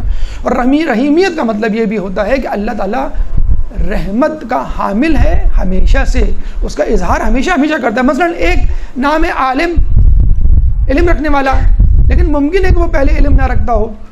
علیم کا مطلب ہے ہمیشہ سے علم رکھنے والا۔ اسی طرح اکرم ہے، کرم کرنے والا، لیکن کریم ہمیشہ سے کرم کرنے والا۔ رحمان رحمت دینے والا، رحمت برسانے والا، لیکن عارضی رحمت ہے دنیا تک۔ رحیم یعنی صفت مشبہ، ہمیشہ سے رحم کرنے والا، تو دنیا میں بھی رحم کرتا ہے وہ اور آخرت میں بھی رحم کرتا ہے۔ یہاں پر اس کی رحمانیت ہر کسی کے لیے عارضی ہے، اور رحیمیت آخرت کے لیے بھی ہے اور مخصوص ہے اس کے فرما بردار بندوں سے۔ تو بسم اللہ الرحمن الرحیم کہہ کے ہم اللہ تعالیٰ کا تعارف کرواتے ہیں اور یہ کہتے ہیں اللہ تو رحمان ہے اور تیری رحمانیت اور رحیمیت سے متاثر ہو کہ ہم تیری طرف آئے ہیں، تو ہمارے اوپر تھوڑا سا کرم کر۔ تو یہ ہے بسم اللہ الرحمن الرحیم۔ لیکن اتنے تمام فضائل کے باوجود بڑے افسوس کے ساتھ کہنا پڑتا ہے کہ کچھ لوگ بسم اللہ الرحمن الرحیم کو سوروں کا جز نہیں مانتے، حالانکہ قرآن میں ہر سورے سے پہلے بسم اللہ الرحمن الرحیم لکھا ہوا ہے۔ اہل تشیع کے علاوہ جتنے بھی مکتبہ فکر ہیں وہ بسم اللہ الرحمن الرحیم کو سورہ فاتحہ یا کسی بھی سورہ کا جز نہیں مانتے۔ کچھ سورہ فاتحہ کو تو مانتے ہیں کہ اس میں موجود ہے بسم اللہ الرحمن الرحیم بطور جز، لیکن اور سوروں میں نہیں. اور وہ یہ کہتے ہیں کہ اگر ہم بسم اللہ الرحمن الرحیم نہ پڑھیں تو بھی کوئی فرق نہیں پڑتا، اگر پڑھ لیں تو ٹھیک ہے، تبرکن اچھا ہے کہ ہر کام کو بسم اللہ سے شروع کیا جائے. ہمارا جواب یہ ہے، ہمارا اعتراض یہ ہے کہ اگر بسم اللہ الرحمن الرحیم سوروں کا جز نہیں ہے تو یہ کیوں لکھا ہوا ہے ہر سورے سے پہلے قرآن میں؟ تو وہ کہتے ہیں کہ بھئی یہ تبرکن لکھا ہوا ہے، اس کا مطلب حصہ نہیں ہے. تو بھئی ہم سب جانتے ہیں کہ قرآن میں کوئی چیز اضافی نہیں ہے، اور اگر آپ نے لکھ دی اور یہ کہا کہ یہ قرآن میں ہے تو وہ اس کا حصہ بن گئی، آپ نے تحریف کر دی. اور جب آپ یہ کہتے ہیں کہ تبرکن شامل نہیں ہے تو پھر سورہ تبرکن لکھی گئی ہے، تو سورہ براءت میں بسم اللہ کیوں نہیں لکھی گئی؟ تو وہ کہتے ہیں سورہ براءت میں اس لیے نہیں لکھی گئی کہ یہ منافقین مشرکین کو عذاب دینے کی خبر سے شروع ہوئی ہے، تو اس میں ایک جلال ہے، شروع ہی میں اللہ تعالیٰ سزا کا جو ہے تذکرہ کر رہا ہے، اس لیے بسم اللہ شروع میں نہیں لکھی گئی. کیونکہ بسم اللہ میں رحمان الرحیم کی صفت مذکور ہے. تو سورہ لہب کے بارے میں کیا خیال ہے؟ تبت یدا ابی لہب وتب، ٹوٹ جائیں ابو لہب کے ہاتھ. سورہ کافرون کے بارے میں آپ کا کیا خیال ہے کہ قل یا ایھا الکافرون لا اعبد ما تعبدون، کتنا سخت لہجہ ہے جس سے وہ شروع ہوئی. سورہ ماعون کے بارے میں کیا خیال ہے کہ جس میں جس میں جو ہے وہ شروعات اس طرح ہوئی ہے کہ اللہ تعالیٰ جو ہے وہ مذمت قرار دے رہا ہے، حتیٰ کہ غیر مسلموں غیر مومنوں کو تو چھوڑ، ان نمازیوں کے لیے جو اپنی نمازوں میں الکساتے ہوئے آتے ہیں، فویل للمصلین الذین. تو یہ تمام سورہ برات کے ساتھ تمام مذمتی لب و لہجے کو رکھتے ہوئے شروع ہوتی ہے، لیکن اس میں بسم اللہ نہیں ہے. اور پھر دوسری بات یہ ہے کہ اگر بسم اللہ کو آپ ہٹا دیں تو اللہ تعالیٰ یہ جو کہہ رہا ہے سورہ حجر آیت نمبر 87 میں وَلَقَدْ آتَيْنَاكَ سَبْعًا مِّنَ الْمَثَانِي کہ 7 آیتوں پر مشتمل سورہ اتاری. تو 7 آیتیں ہم کیسے بنائیں گے؟ الحمدللہ رب العالمین الرحمن الرحیم مالک یوم الدین ایاک نعبد و ایاک نستعین اہدنا الصراط المستقیم صراط الذین انعمت علیہم غیر المغضوب علیہم ولا الضالین. 7ویں سورہ کہاں گئی؟ 7ویں آیت کہاں گئی؟ تو جب تک ہم بسم اللہ کو اس میں نہیں ملائیں گے 7 آیات مکمل نہیں ہوں گی. اب اس کی ایک نقلی دلیل سن لیجئے کہ اہل سنت کے بہت سارے علماء نے اس کی جو ہے وہ تصدیق کی ہے کہ بسم اللہ نہ صرف یہ کہ سورہ فاتحہ کا جز ہے بلکہ دیگر سوروں کا بھی جز ہے. خود امام نووی میں صحیح مسلم میں جلد نمبر 1 صفحہ نمبر 172 172 میں یہ کہا ہے کہ بسم اللہ سورہ فاتحہ کا اور دیگر سوروں کا جز ہے، اور رسول اللہ کے زمانے میں اور اس کے بعد بھی اس کو آواز بلند پڑھا جاتا تھا. یعنی سری نماز بھی ہو اس میں بھی، جہری نماز میں تو پڑھیں گے آپ عشاء میں مغرب میں اور فجر میں، لیکن ظہر اور عصر میں بھی بلند آواز سے. بلکہ ہمارے یہاں 11ویں امام کی روایت میں مومن کی 5 علامات ہے، اس میں ایک علامت یہ بھی ہے کہ جو آواز بلند بسم اللہ پڑھے. یعنی سورہ فاتحہ جب آئے تب بھی بسم اللہ بلند پڑھے، اور کوئی اور سورہ پڑھے تب بھی بسم اللہ بلند پڑھے، اور یہ سری نماز میں ہوگی اور جہری نماز میں بھی ہوگی. ہوا کیا تھا؟ اصل پس منظر کیا ہے آپ کو معلوم ہے کہ جب بسم اللہ کا تذکرہ آئے گا تو علی کا بھی تذکرہ آئے گا. جب بسم اللہ کو بلند آواز سے پڑھا جائے گا تو علی کا ذکر بھی بلند ہوگا، بائے بسم اللہ کا بھی تذکرہ ہوگا، بے کے نقطے کا بھی تذکرہ ہوگا. تو لوگ یہ چاہتے نہیں تھے کہ بسم اللہ کو بلند آواز سے پڑھا جائے. بالکل خاموشی ہے کمرے میں، ہال میں نماز پڑھتے ہوئے، پن ڈراپ سائلنس، ایک دم سے بسم اللہ الرحمن الرحیم کوئی پڑھے تو بائے بسم اللہ کی بھی قرأت ہوگی، با کا نقطہ بھی ذہن میں آئے گا، پھر علی کی شخصیت بھی ذہن میں آئے گی. تو جن لوگوں کے دلوں میں بغض علی تھا انہوں نے بسم اللہ کو ترک کیا. امیر شام جب ایک دفعہ مدینہ گیا تو وہاں پہ بسم اللہ کو ترک کیا اور نماز عشاء پڑھائی، تو لوگوں نے فوراً گرفت کی اور کہا اسرقت الصلاۃ ام انستو، کہ انسیتو، کہ کیا تم نے نماز میں چوری کی ہے یا تم بھول گئے ہو. یعنی کیوں تم نے نماز میں جو ہے بسم اللہ جو ہے ہلکی آواز بسم اللہ جو ہے وہ نہیں پڑھی. تو بسم اللہ نہ صرف سورہ فاتحہ کا بلکہ دیگر سوروں کا بھی جز ہے. اور خود بسم اللہ کی فضیلت یہ بتلا رہی ہے کہ ہر کام شروع کرنے سے پہلے انسان کو بسم اللہ پڑھنا چاہیے. قرآن کی جو بھی سورہ ہو، اگر سورہ برات میں اس کا تذکرہ نہیں کیا تو اللہ تعالیٰ کی حکمت ہے، اور 114 صورتوں میں 113 اور پھر سورہ نمل میں الگ سے بسم اللہ الرحمن الرحیم سلیمان علیہ السلام کے خط میں لکھ کر اس 114 کے عدد کو پورا کر دیا. یعنی اللہ تعالیٰ کی تمام سورہ 114 سورہ تمام کی تمام بسم اللہ یعنی اللہ تعالیٰ کی رحمانیت سے شروع ہوتی ہے. یہ تفصیل اور تفسیر بسم اللہ الرحمن الرحیم کی آپ نے سنی. اب ہم آگے بڑھتے ہیں. الحمدللہ رب العالمین، لیکن اس سے پہلے ایک صلوات پڑھتے ہیں. اللہم صلی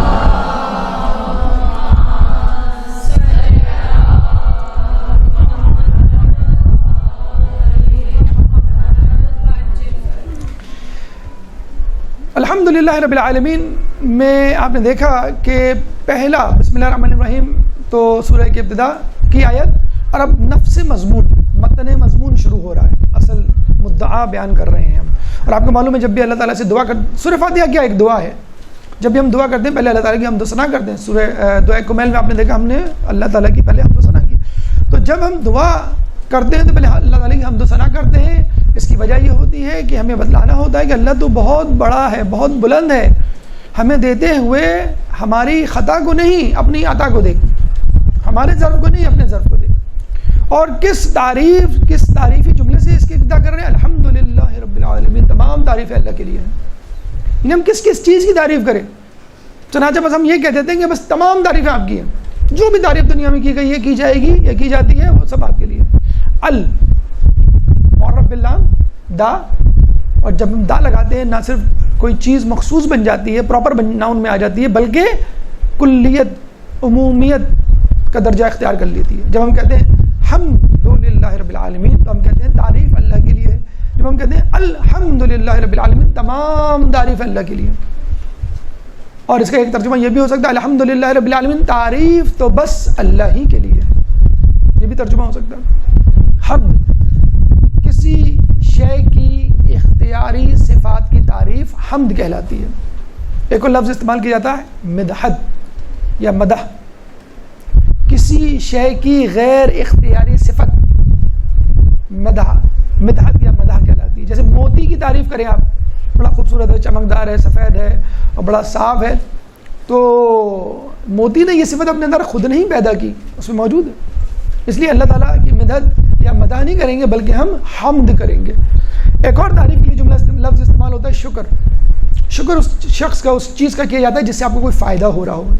کوئی انسان آپ کو فائدہ دے، آپ اس کا شکر ادا کرتے ہیں. اللہ آپ کو فائدہ دیتا ہے، آپ اس کا شکر ادا کرتے ہیں. تو یہاں حمد پھر کہا گیا الحمدللہ للہ، اللہ کی طرف، اللہ ہی کے لیے. رب العالمین، رب یہاں خالق العالمین نہیں کہا گیا بلکہ رب العالمین کہا گیا. خالق العالمین کیوں نہیں کہا گیا؟ کہ اللہ تعالیٰ فقط خالق نہیں ہے بلکہ رب بھی ہے. خالق پیدا کرنے والا، رب پالنے والا. پروردگار کا ایک لفظ ہم فارسی میں اردو میں استعمال کرتے ہیں، پالنے والا. تو اللہ تعالیٰ نے فقط کائنات بنا کے چھوڑ نہیں دی کہ بس ٹھیک ہے اب تم اس کو سنبھال لو، اب بھی چلا رہا ہے. اگر انسان نے پہاڑوں کو کھود لیا اور سمندروں میں غوطہ لگا لیا یا ہواؤں میں پرواز کر لی تو اس کا مطلب یہ نہیں ہے کہ اس نے کائنات تسخیر کر لی. اب نعوذ باللہ اللہ کا کوئی کام نہیں. اسٹیفن ہاکنگ جو انگلینڈ کا اور دنیا کا بہت بڑا سائنسدان ہے، وہ کیا کہتا ہے، ایک زمانے میں کہا کرتا تھا we can read the mind of God, ہم اللہ کا ذہن پڑھ سکتے ہیں. اور اب انسان نے جیسے جیسے تکبر کی ہے، جیسے کہتے ہیں کہ انسان کا علم بڑھتا ہے تکبر آ جاتا ہے. بلکہ ہمارے یہاں تو حدیث دوسری ہے، انسان کے پاس جب تھوڑا علم ہوتا ہے تو اس میں تکبر آ جاتا ہے، جب زیادہ ہوتا ہے تو اس میں تواضع انکساری آ جاتی ہے، اور جب بہت زیادہ ہوتا ہے تو کہتا ہے لا ادری، مجھے نہیں معلوم. تو وہاں کے سائنسدانوں کو جو علم ہے وہ تھوڑا سا ہے، اس علم پہ وہ اترا رہے ہیں. کیا کہتے ہیں؟ We can read the mind of God, Allah کا ہم خدا کا ذہن پڑھ سکتے ہیں. اب کیا کہتا ہے وہ Stephen Hawking? We can manage the universe without God, ہم یہ کائنات خود چلا سکتے ہیں. نعوذ باللہ. تو انسان نے یہ سوچ لیا ہے بنانے والا اگر تھا تو خدا تھا، اب ہم نے نعوذ باللہ فائر کر دیا، اب ہمیں ضرورت نہیں، ہم خود مینیج کر لیں گے. ایسا نہیں ہے، اللہ ابھی بھی اس کائنات کو چلا رہا ہے. رب کا لفظ ہم استعمال کرتے ہیں. عربی میں اس لڑکے کو جس کو آپ پالتے ہیں ربیب کہتے ہیں، اس لڑکی کو جس کو آپ پالتے ہیں ربیبہ کہتے ہیں. جبھی رسول اللہ کی 2 بیٹیاں ربیبہ تھیں جو حقیقی بیٹیاں نہیں تھیں.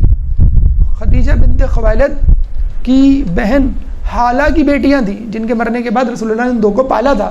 اس کے بعد ایک صحابی سے ان کا جو ہے وہ نکاح ہوا، تو ان کو ربیبہ کہا جاتا ہے. وہ رسول اللہ کی بیٹیاں نہیں تھیں. تو ربیب یا ربیبہ جن کو پالا گیا ہو، رب جو پالنے والا ہو.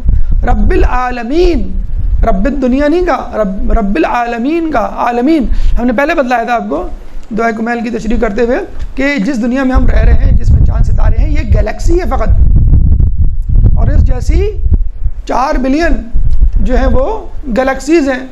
اور پھر ان گلیکسیز سے مل کر اس جیسی 4 بلین گلیکسیز سے ایک عالم بنتا ہے، اور پھر اس عالم کے بھی کتنے ہزار عالم ہیں، عالمین کا مجموعہ اس کا جو ہے رب ہے. اس میں جاندار بھی آ جاتے ہیں اور بے جان بھی آ جاتے ہیں.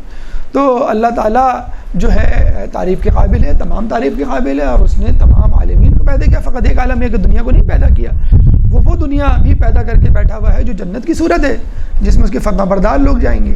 وہ عالم کا بھی مالک ہے، اس عالم کا بھی جس میں جہنم موجود ہے، جس میں اس کے نافرمان جائیں گے. پھر یہاں پہ اللہ تعالیٰ ہماری زبان سے جو کلمہ نکلواتا ہے الحمدللہ رب العالمین کے بعد الرحمن الرحیم. اچھا بسم اللہ الرحمن الرحیم میں الرحمن الرحیم آ گیا، پھر دوبارہ تکرار. بچہ جب ماں کے پاس آتا ہے تو اس کو امید بھی ہوتی ہے، ڈر بھی ہوتا ہے. یا باپ کے پاس جب خرسن آتا ہے کہ تمہارے ابو کو بلا رہے ہیں تو اس کو امید بھی ہوتی ہے، ڈر بھی ہوتا ہے. تو تعریف کرتا ہے ابو کی، پھر دوبارہ تعریف کرتا ہے. تو ابو کیا کہتے ہیں، بیٹا مکھن نہیں لگاؤ زیادہ، مجھے معلوم ہے تم میری تعریف کیوں کر رہے ہو. تو ہم نے اللہ تعالیٰ کی تعریف کی، بسم اللہ الرحمن الرحیم، تو رحمان الرحیم ہے. پھر دوبارہ الحمدللہ الرحمن الرحیم، تمام تعریفیں تیرے لیے ہیں. اچھا اس میں بھی آپ دیکھیں نا سیکوینس، سائیکولوجیکل سیکوینس، ایک نفسیاتی ترتیب ہے.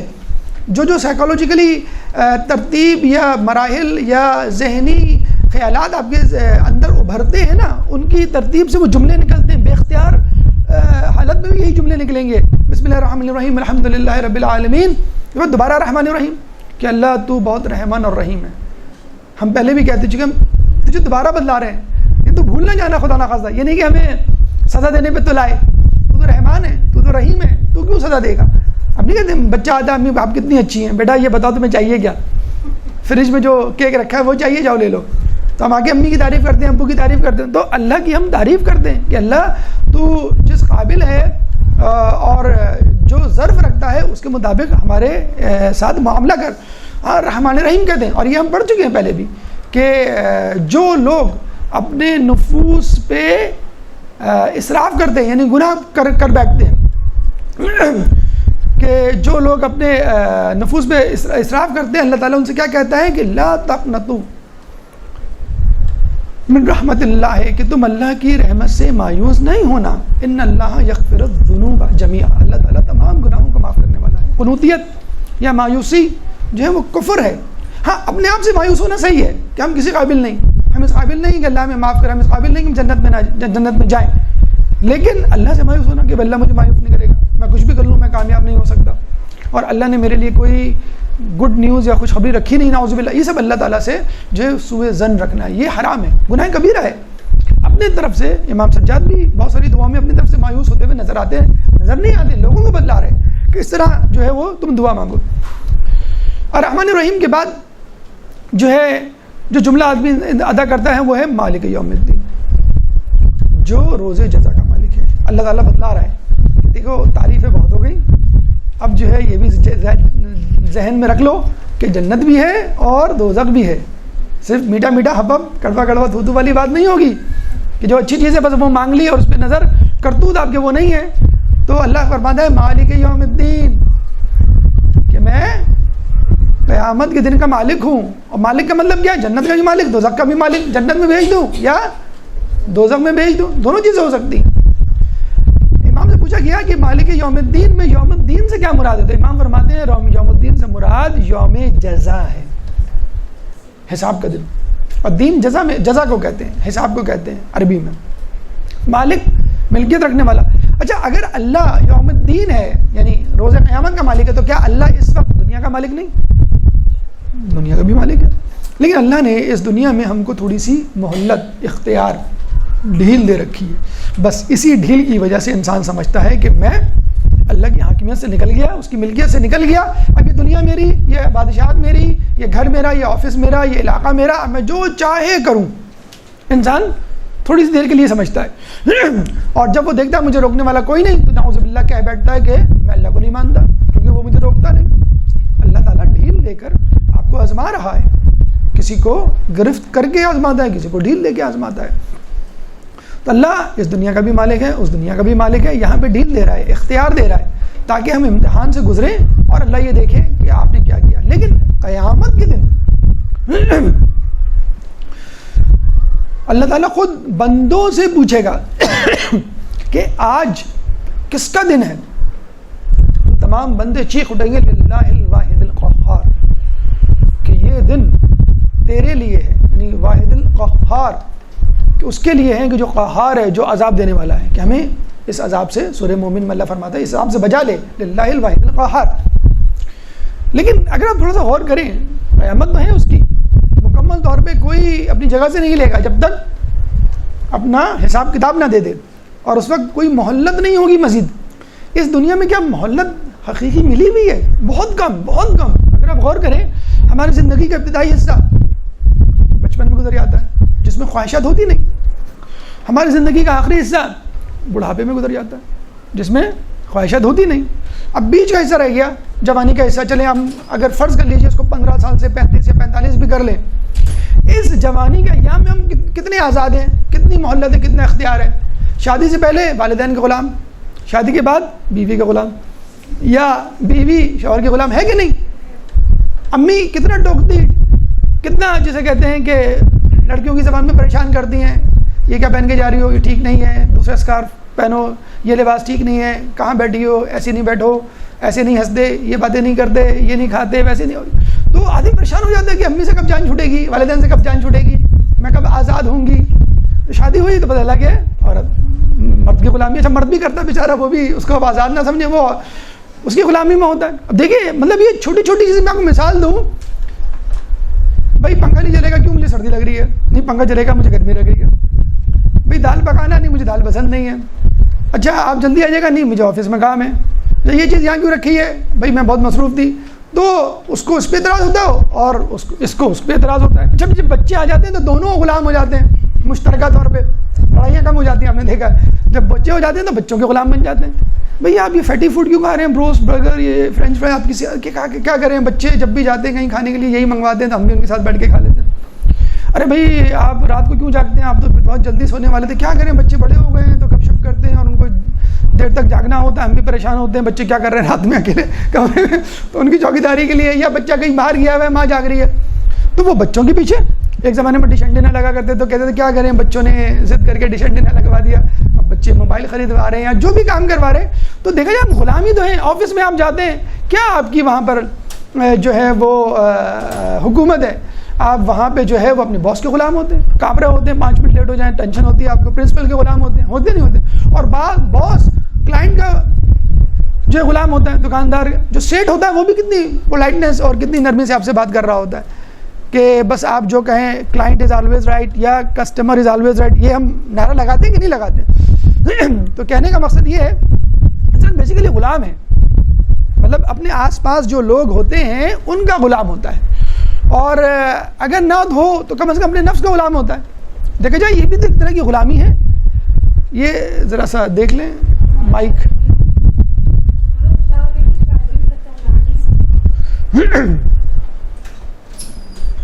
ایک درود پڑھ دیں محمد۔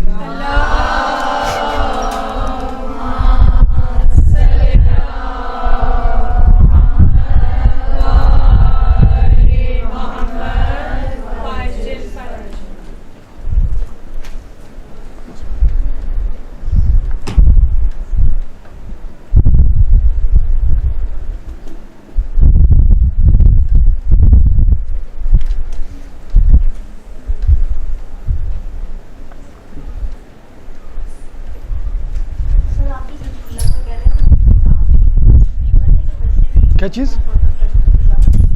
نہیں ویسے بھی پڑھ سکتے، کوئی ایسا مسئلہ نہیں ہے۔ دیکھیں ہر کام کو شروع کرنے سے پہلے پڑھنی ہے، ٹھیک ہے؟ آپ کو زندگی شروع کرنے سے پہلے پڑھنی چاہیے کہ نہیں؟ زندگی میں تو ہر کام ہے، تو ہر سانس زندگی کی نوید ہے۔ تو اگر آپ ہر وقت پڑھتے رہیں، ہر سیکنڈ پڑھتے رہیں، تو ہر وقت سانس تو لے رہے ہیں آپ۔ بس یہ بھی بسم اللہ ضروری ہے، پڑھنا چاہیے آپ کو، جتنا پڑھ سکتے ہیں بسم اللہ۔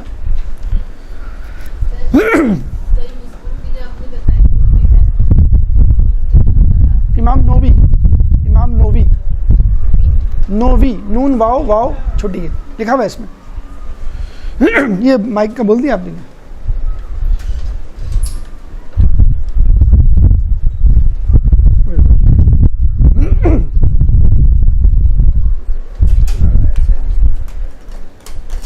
یہ سورہ فاتحہ کی جو ہیبت ہے اس کی وجہ سے اسپیکر جو ہے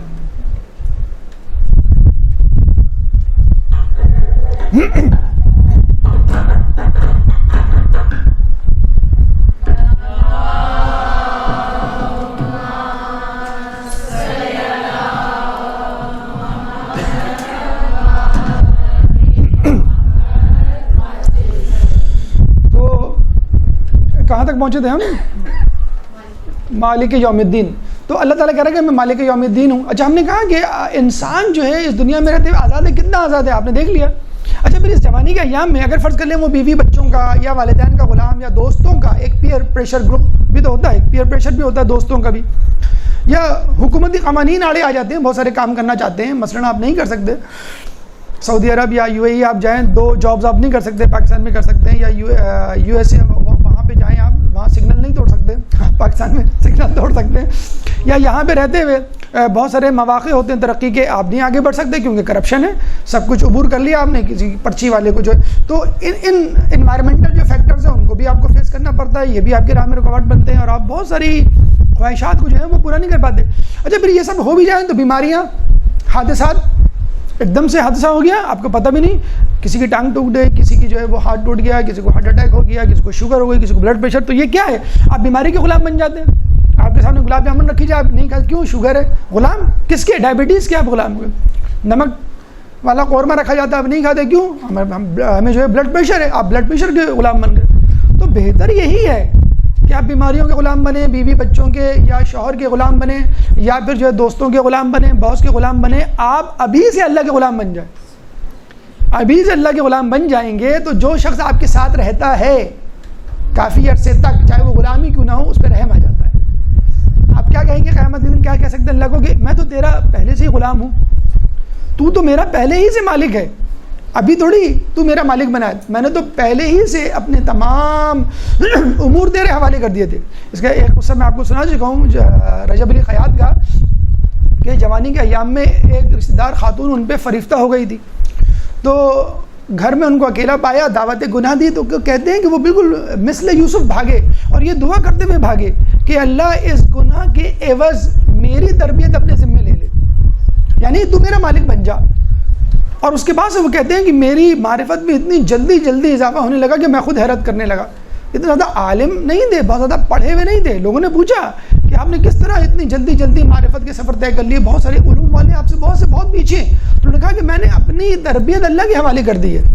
ابھی سے اپنے آپ کو اللہ کے حوالے کر دو, اللہ کو اپنی زندگی کا مالک بنا دیں. یہ نہیں کہ مرنے کے بعد زبردستی وہ آپ کا مالک بن جائے گا اور آپ کچھ بھی نہیں کر پائیں گے. ابھی تو آپ کے پاس اختیار ہے نا, آپ ابھی سے اختیار اللہ کو دے دیں کہ بس تو جو کہے گا میں وہ کروں گا.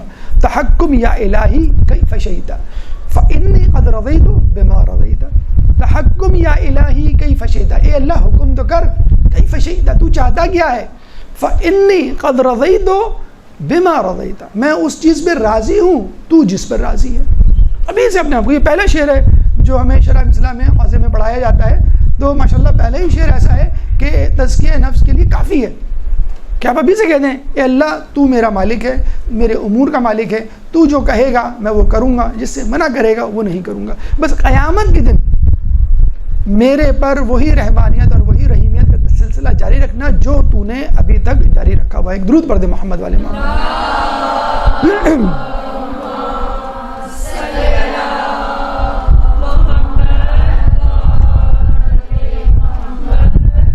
دیکھیں ہم قرآن کی کئی سوروں کو, کئی آیات کو جو تفکر کے قابل ہوتی ہیں اور بہت زیادہ گہرائی میں جانے کے قابل ہوتی ہیں, ان کے اثرات ظاہر ہونی چاہیے. بس سرسری مالک یوم الدین ہم کتنی مرتبہ پڑھتے ہیں؟ 17 رکعتوں میں 34 مرتبہ, نوافل تو اس سے بھی زیادہ. چوتھے امام جب سورہ فاتحہ پڑھتے تھے تو مالک یوم الدین پر آ کر اس طرح کانپتے تھے کہ جیسے ابھی ان کی روح پرواز کر جائے گی, اور بار بار تکرار کرتے تھے مالک یوم الدین مالک یوم الدین. چوتھے امام کو کیا ضرورت ڈرنے کی جہنم سے یا خدا کے عذاب سے, لیکن ہمیں بتانے کے لیے کہ دیکھو بہت سخت آیت ہے, اس آیت کو سمجھو اور اس پہ فکر کرو, غور کرو, تو انشاءاللہ تمہارا تزکیہ نفس خود بخود ہوتا ہوا چلا جائے گا. تو یہ مالک یوم الدین, جب آدمی دیکھتا ہے کہ باپ کے تیور بگڑ رہے ہیں, وہ غصے میں ہے اور کہہ رہا ہے کہ دیکھو آج تم نے سبق نہیں سنایا تو کوئی, جسے کہتے ہیں خیر نہیں تمہاری, اگر سنا دیا تو انعام ملے گا, نہیں سنایا, اب نہیں جو سنایا ہے اس سے آدمی کانپنے لگتا ہے. باپ کسی کو ڈانٹتا ہے نا کہ تم بہت بدتمیزی کرنے لگے ہو, تم بہت جو ہے وہ شرارتیں کرنے لگے ہو, تم ہوم ورک نہیں کرتے ہو, بہت کمپلین آ رہی ہے, میں جو ہوں, تو دوسرا بچہ کہتا ہے بابا میں تو آپ کا گڈ بوائے ہوں نا, فوراً اپنے آپ کو سیو کرتا ہے. تو جب انسان دیکھیں یہ سب سائیکولوجیکل سیکوینس ہے. جب انسان یہاں پہنچتا ہے, جب اللہ تعالیٰ کی بہت تعریف کرتا ہے, بسم اللہ الرحمن الرحیم الحمدللہ رب العالمین الرحمن الرحیم, اللہ کہتا ہے مالک یوم الدین. یہ بھی تو یاد رکھو کہ میں جہنم کا بھی مالک ہوں, جنت کا ہوں تو میں جہنم کا بھی مالک ہوں. تو اللہ فوراً اللہ کے تیور بگڑتے ہوئے دیکھ کر انسان کہتا ہے ایاک نعبد و ایاک نستعین. آپ کو نہیں معلوم آئی میں گڈ بوائے, میں عبادت کرتا ہوں آپ کی, آپ ہی سے تو مانگتا ہوں, آپ کیوں بھول گئے اللہ, میں آپ کی نافرمانی تھوڑی کرتا ہوں. کرتا بھی ہو اللہ تعالیٰ نے یہ تو نہیں کہا نا کہ جو نافرمانی کرے وہ نماز نہ پڑھے, جو نافرمانی کرے وہ سورہ فاتحہ نہ پڑھے, یا جو نافرمانی کرے وہ سورہ فاتحہ تو پڑھے, ایاک نعبد و ایاک نستعین نہ کہے.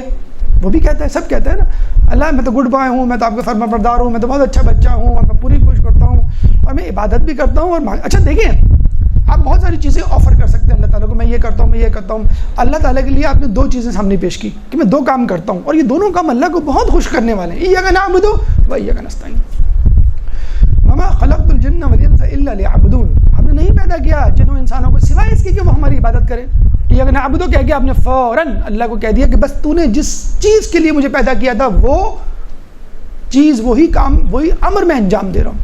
وایاک نستعین, نعبد عبادت کرنا توحید عبادی ہے. توحید عبادی کیا ہے؟ جب آپ کسی کو اپنا خالق مان لیتے ہیں تو اس کی عبادت کے لیے مجبور ہوتے ہیں, کیونکہ وہ آپ کا خالق ہے, وہ آپ کا رب ہے. جب آپ کا رب ہے, آپ کا خالق ہے, تو بس آپ کو اسی کی عبادت کرنی ہے. پھر آپ کیا کہتے ہیں وایاک نستعین, تو چیزیں تو مانگتے ہیں. یہ نہیں ہے کہ نماز تیری پڑھیں اور پیسے کسی اور سے مانگیں, روزہ تیرے لیے رکھیں اور امیدیں کسی اور سے وابستہ کریں, اپنے باس سے یا اپنے حکمرانوں سے یا کسی بڑے شخص سے, کہ نماز روزہ اس کے لیے اور جسے کہتے ہیں کہ خدمت کسی اور کی. اور یہ بھی نہیں ہے کہ مانگ تجھ سے رہے اور عبادت کسی اور کی کر رہے ہیں, یعنی فرما برداری کسی اور کی اور مانگ اللہ. ہم عبادت بھی تیری کرتے ہیں, اس کو ہم کہتے ہیں توحید عبادی, اور وایاک نستعین مانگتے بھی تجھ سے ہیں, جس کو ہم کہتے ہیں توحید افعالی, کہ جو تقاضا کرتا ہے توحید وہ یہ تقاضا کرتا ہے کہ تم اپنی تمام امیدیں اللہ سے وابستہ کر لو. تو ہم فوراً کہتے ہیں اللہ ہم وہی کام کر رہے ہیں جو تجھ کو خوش کرنے والا ہے. تو مالک یوم الدین تو ہے, لیکن مالک یوم الدین میں جو جہنم کا آپشن ہے, جو جہنم کی راہ وہ مسدود کر دے, وہ بند کر دے, وہ ختم کر دے, بس جنت کا راستہ کھول دے, وہی رحمان الرحیم والی کیفیت جاری رکھ. ایاک نعبد و ایاک نستعین اہدنا الصراط المستقیم. یہاں آ کر دیکھیں, جب آپ سورہ فاتحہ پڑھتے ہیں تو یہ کوئی فائنل ورڈک تھوڑی ہے, یہ کوئی آخری لمحے تو نہیں ہے آپ کے کہ جہاں پہ جو ہے آپ کی زندگی کا اختتام ہو رہا ہے. اس کے بعد بھی آپ کو جینا ہے, اس کے بعد بھی مشکلات ہیں, پریشانیاں ہیں, مصیبتیں ہیں, آزمائشیں ہیں. تو آپ فوراً کہتے ہیں اہدنا الصراط المستقیم, ہمیں وہ راہ دکھا جو صراط مستقیم ہے. بہترین ترجمہ تو یہ ہے کہ ہمیں سیدھی راہ پر چلاتا رہ. سیدھی راہ پہ چلا تو ایک احتمال یہ ہو سکتا ہے کہ اب تک نہیں تھے آپ, گمراہ تھے, ڈھونڈ رہے تھے سیدھی راہ کہاں ہے, تو ہم کہہ رہے ہیں ہمیں سیدھی راہ پہ چلا, کہاں ہے سیدھی راہ, ہمیں سیدھی راہ پہ چلاتا رہے. اگر کوئی گمراہ پڑے تو وہ الگ بات ہے, لیکن ہم تو خود مسلمان ہیں, ہم پڑھ رہے ہیں. تو مولا علی اس آیت کی تفسیر میں فرماتے ہیں کہ اے اللہ, مطلب ایک ان کی روایت ہے جو اس پوری آیت کی تفسیر ہے کہ اللہ مجھ پر وہ توفیقات کا سلسلہ جاری رکھ کہ جس کی وجہ سے میں تیری اطاعت کرتا ہوا آیا ہوں تاکہ آئندہ بھی تیری اطاعت کروں. بس جو توفیقات اب تک شامل نہیں ان کو جاری رکھ, تاکہ پہلے بھی اطاعت کر رہا تھا, پہلے بھی عبادت کر رہا تھا, اب بھی اطاعت کروں گا, اب بھی عبادت کروں گا. تو اہدنا الصراط المستقیم. اب یہاں بھی یہ سوال پیدا ہوتا ہے کہ جیسے یہ بات تو ہو گئی کلیئر, اگر آپ سے کوئی پوچھے اگر ہم کہیں اہدنا الصراط المستقیم تو کیا ہم صراط مستقیم میں نہیں ہیں؟ آپ ایئرپورٹ جا رہے ہیں, فرض کر لیں کسی کو معلوم نہیں ہے ایئرپورٹ کا راستہ کہاں ہے, تو ہم کیا دعا کرتے جاتے ہیں, اے اللہ ہمیں راستے پہ رکھ, اے اللہ ہمیں ایئرپورٹ تک پہنچا دے. تو آپ اسی روڈ پہ تو چل رہے ہیں, لیکن کیا پتا ہم لیفٹ رائٹ کہیں مڑ جائیں اور سیدھی راہ سے ہٹ جائیں, تو آئندہ کو کسی کو نہیں پتا, اب تک کا پتا ہے. اسے کہتے ہیں نا کہ زندوں میں سے کسی بھی نیک آدمی کا اعتبار نہیں کرنا, کبھی بھی شیطان اس پہ غالب آ جاتا ہے. اب تک تو وہ نیک ہے, لیکن آئندہ کا کیا پتا. مردوں کے بارے میں معلوم ہے نا وہ کیا کر کے گئے, اچھے والے اچھے کام کر کے گئے, برے والے برے کام کر کے گئے, لیکن زندوں کا اعتبار نہیں, کوئی بھی کچھ کر سکتا ہے, غیر معصوم ہے. اب یہاں آئیے کہ صراط مستقیم ہے کیا. رسول فرماتے ہیں کہ صراط مستقیم کیا ہے؟ صراط مستقیم انبیاء کی صراط ہے. قرآن فرماتا ہے کہ انبیاء کی صراط مستقیم انبیاء کی صراط ہے, صدیقین کی صراط ہے اور شہداء کی صراط ہے. چھٹے امام فرماتے ہیں کہ یہ صراط مستقیم امیر المومنین کی صراط ہے. چھٹے امام فرماتے ہیں کہ صراط مستقیم اماموں کی صراط ہے. صراط مستقیم ہم ہی صراط مستقیم ہیں، بخدا ہم ہی صراط مستقیم ہیں. اب ہم دیکھیے مختصر انداز سے اس کی تشریح ہم کرتے چلے کہ جب ہم یہ کہتے ہیں کہ انبیاء صراط مستقیم ہیں تو ہم کس نبی کی امت ہیں؟ رسول اللہ کی. تو بس اب ہمارے لیے رسول اللہ کی شریعت صراط مستقیم. ان الدین عند اللہ الاسلام، دین تو فقط اسلام ہے. بہت سے لوگ مرعوب ہو جاتے ہیں، باہر ممالک میں جا کر کرسچنس کو دیکھتے ہیں، یہودیوں کو دیکھتے ہیں، ایتھیسٹ کو دیکھتے ہیں، ہندوؤں کو دیکھتے ہیں، بڑے بڑے نیک ہوتے ہیں، بڑے کوآپریٹو ہوتے ہیں، چیٹر نہیں ہوتے، کرپٹ نہیں ہوتے، جھوٹ نہیں بولتے، یہ تو بڑے نائس لوگ ہیں. لیکن ان الدین عند اللہ الاسلام، اگر سب لوگ اپنے اپنے طور پہ صحیح ہیں تو اللہ نے نبی کیوں بھیجے؟ اللہ نے کیوں 12 امام منتخب کیے کہ یہ تم کو سیدھے راہ پہ رکھیں گے؟ ہر شخص اپنے اپنے طور پہ کام کرتے رہے اور نیک رہے، کسی کو تکلیف نہ دے. تو پھر شیطان عبادت تو کر رہا تھا، بس ایک حکم اس سے نہیں مانا تھا، غالب تو تھی اس کی نیکی. تو دین وہی قبول کیا جائے گا. اللہ تعالیٰ نے کہہ دیا تھا جب شیطان نے کہا تھا کہ تو مجھے اس ایک سجدے سے باز رکھ، تیری ایسی عبادت کروں گا کہ کائنات میں کسی نے نہیں کی ہوگی. تو اللہ نے کیا فرمایا تھا؟ مجھے اپنی بنائی ہوئی عبادت چاہیے، تیری بنائی ہوئی عبادت نہیں. تو آپ زندگی میں اپنی بنائی ہوئی عبادتیں کریں، نمازیں پڑھیں، اس نماز میں پورا قرآن پڑھ ڈالیں، لیکن وہ عبادت قبول نہیں ہوگی کیونکہ وہ اللہ کی بنائی ہوئی عبادت نہیں. ان الدین عند اللہ الاسلام ولا تموتن الا وانتم مسلمون. تم کو موت نہ آئے جب تک کہ تم مسلمان نہ مرو. زندہ جیسے بھی رہو لیکن جب مرو تو اختتام بالخیر ہونا چاہیے. کون سا اسلام؟ الیوم اکملت لکم دینکم واتممت علیکم نعمتی ورضیت لکم الاسلام دینا، کہ ہم نے آج کے دن تمہارے لیے دین کو مکمل کر دیا، تم اپنی نعمتیں تم پر تمام کر دی. ورضیت لکم الاسلام، تو اور تمہارے لیے دین اسلام پر راضی ہو گئے، کسی اور نہیں. عیسائی، یہودی، ہندو کوئی مذہب نہیں چلے گا، بلکہ عیسیٰ علیہ السلام زندہ ہو کے جب آئیں گے امام کے ظہور پہ تو وہ اسلام پہ، شریعت محمدی پر عمل کریں گے. یہ بات ہو گئی. کس نبی کی جو ہے وہ صراط مستقیم؟ رسول اللہ کی. اس کے بعد امام امیر المومنین صراط مستقیم ہے.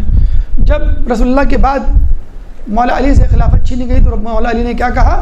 جب ان کو کہا گیا کہ خلافت کے لیے حدیث پیش کی گئی کہ میرے بعد خلیفہ ہوں گے اور سب کے سب قریش سے ہوں گے، حالانکہ پوری حدیث کیا تھی؟ میرے بعد خلیفہ ہوں گے سب کے سب قریش کی شاخ بنی ہاشم سے ہوں گے. تو مولا علی نے برجستہ کہا کہ انہوں نے درخت تو پا لیا، پھل کھو بیٹھے، صراط مستقیم پر آتے آتے رہ گئے. اس کے بعد مولا علی کو جب خلافت ملتی ہے، ممبر رسول پہ بیٹھتے تو کیا کہتے ہیں؟ اسی جگہ پہ بیٹھتے ہیں جہاں پہ رسول بیٹھا کرتے تھے، اور کیا کہتے ہیں؟ خدا کا شکر ہے کہ حق اپنی جگہ پر واپس آ گیا. اس کے بعد ایک اور نقطہ جو علماء علام الزبن میں فرماتے ہیں، حروف مقطعات آپ نے نام سنا ہوگا، یاسین ہے، حام میم ہے، الف لام میم ہے، جو الگ الگ پڑھے جاتے ہیں قطع کر کے، اسی لیے ان کو مقطعات کہتے ہیں. اور ان کے معنی ہمیں نہیں معلوم، ہمیں نہیں بتلائے گئے. کہتے ہیں یہ حروف مقطعات تکرار کو ہٹا کے اتفاقاً 14 ہیں. 14 ہیں. جیسے الف لام میم حام میم جتنے بھی جمع کریں ہم، اور جو کامن ہیں مشترکہ ان کو ہٹا دیں، ایک مرتبہ کاؤنٹ کریں، جیسے ہم نے 14 معصومین کے نام کاؤنٹ، وہ 14 ہیں اتفاق سے. ان 14 کو اسکریبل کی طرح جو گیم کھیلا جاتا ہے نا انگلش کا، مختلف ورڈز کو جوڑ جوڑ کے نئے نئے الفاظ بنائے جاتے ہیں، آپ جوڑیں تو ایک جملہ اب تک بامعنی بن چکا ہے. صراط علی حق نمسکہ، کہ صراط علی حق ہے اور اس سے جڑے رہو. واحد جملہ ان جو حروف مقطعات سے اب تک بنا ہے وہ یہی. چھٹے امام فرماتے ہیں کہ اگر ہمارا کوئی حکم قرآن کی مخالفت میں نظر آئے تو وہ حکم دیوار پہ دے مارنا اور یہ سمجھ لینا کہ ہم نے کہا ہی نہیں. اس کا مطلب کیا ہوا کہ امام کوئی باطل جملہ، کوئی غلط جملہ یا نافرمانی پہ مشتمل کلمہ اپنی زبان سے نہیں نکال سکتے. اگر کسی نے ان سے منسوب کیا ہے تو غلط منسوب کیا ہوگا. تو یہ ہے صراط مستقیم. پھر ہم آگے فرماتے ہیں اہدنا الصراط المستقیم صراط الذین انعمت علیہم غیر المغضوب علیہم ولا الضالین. صراط الذین انعمت علیہم، یہاں بھی ایک بات آپ دیکھ لیں، ابھی ہم نے پڑھا ایاک نعبد و ایاک نستعین. بہت سے افراد جو کہ وسیلے کے شفاعت کے قائل نہیں، وہ ایاک نعبد و ایاک نستعین کو دلیل بنا کر کہتے ہیں کہ دیکھیں قرآن میں خود لکھا ہے سورہ فاتحہ میں ہم تیری عبادت کرتے ہیں، تجھی سے مانگتے ہیں. اس کا مطلب ہے کسی اور سے مانگنا شرک ہے، کسی اور سے مانگنا شرک ہے. تو ہم ان سے یہ کہیں گے اللہ تعالیٰ یہ کیوں کہہ رہا ہے صراط الذین اہدنا الصراط المستقیم، ہمیں ان لوگوں کا راستہ دکھا جن پہ تیرا انعام نازل ہوا. یہ بھی تو وسیلہ تلاش کرنا ہے، کسی کے پیچھے چلنا وسیلہ تلاش کرنا ہے کہ جو آپ نے کیا وہ ہم کریں گے. دوسری بات یہ کہ یہ آپ کیسے کہہ سکتے ہیں کسی سے مانگنا اللہ کے سوا شرک ہے. اگر ہم کسی کو خدا سمجھ کر مانگیں تو وہ شرک ہے، لیکن یہ سمجھ کے مانگیں کیونکہ اللہ نے اس کو شفا دی ہے، یہ مجھے شفا دے رہا ہے. ڈاکٹر کے پاس جاتے ہیں آپ، اپنے مرض کی شفا مانگتے ہیں، دوا مانگتے ہیں، مجھے ٹھیک کر دیں کہتے ہیں آپ، میں کب ٹھیک ہوں گا، آپ مجھے ٹھیک کر دیں، شکریہ ادا کرتے ہیں. تو کیا ڈاکٹر نے جو آپ کو شفا دی نعوذ باللہ خدا بن گیا؟ آپ کمپنی کے مالک سے آپ پیسے لیتے ہیں، رزق لیتے ہیں، مال لیتے ہیں، تو کیا کمپنی کا مالک آپ کا جو ہے وہ خدا بن گیا؟ جی نہیں. تو آپ نے اس کو خدا کا محتاج سمجھتے ہوئے، ڈاکٹر بھی خدا کا محتاج اور کمپنی کا مالک بھی خدا کا محتاج، اس لیے وہ ہم کو دے رہا ہے. اچھا کچھ لوگ کہتے ہیں کہ بھائی آپ زندوں سے تو مانگ سکتے، مردوں سے نہیں مانگ سکتے. تو ہم کہیں گے پہلے آپ ان کو مردہ تو ثابت کریں. وَلَا تَقُولُوا لِمَنْ يُقْتَلُ فِي سَبِيلِ اللَّهِ أَمْوَاتٌ بَلْ أَحْيَاءٌ وَلَكِنْ لَا تَشْعُرُونَ. کچھ لوگ اللہ کی راہ میں شہید ہو گئے، ان کو مردہ نہ کہو، وہ تو زندہ ہیں، لیکن تمہیں ان کا شعور نہیں. تو جب شہید زندہ ہیں تو چاردہ معصومین بھی زندہ ہیں، ان سے بدرجہ اولا زندہ ہیں. اور خود رسول فرماتے ہیں مجھ پہ درود بھیجو، میں خود درود وصول کرتا ہوں اور جواب دیتا ہوں. اللہم صلی علی محمد.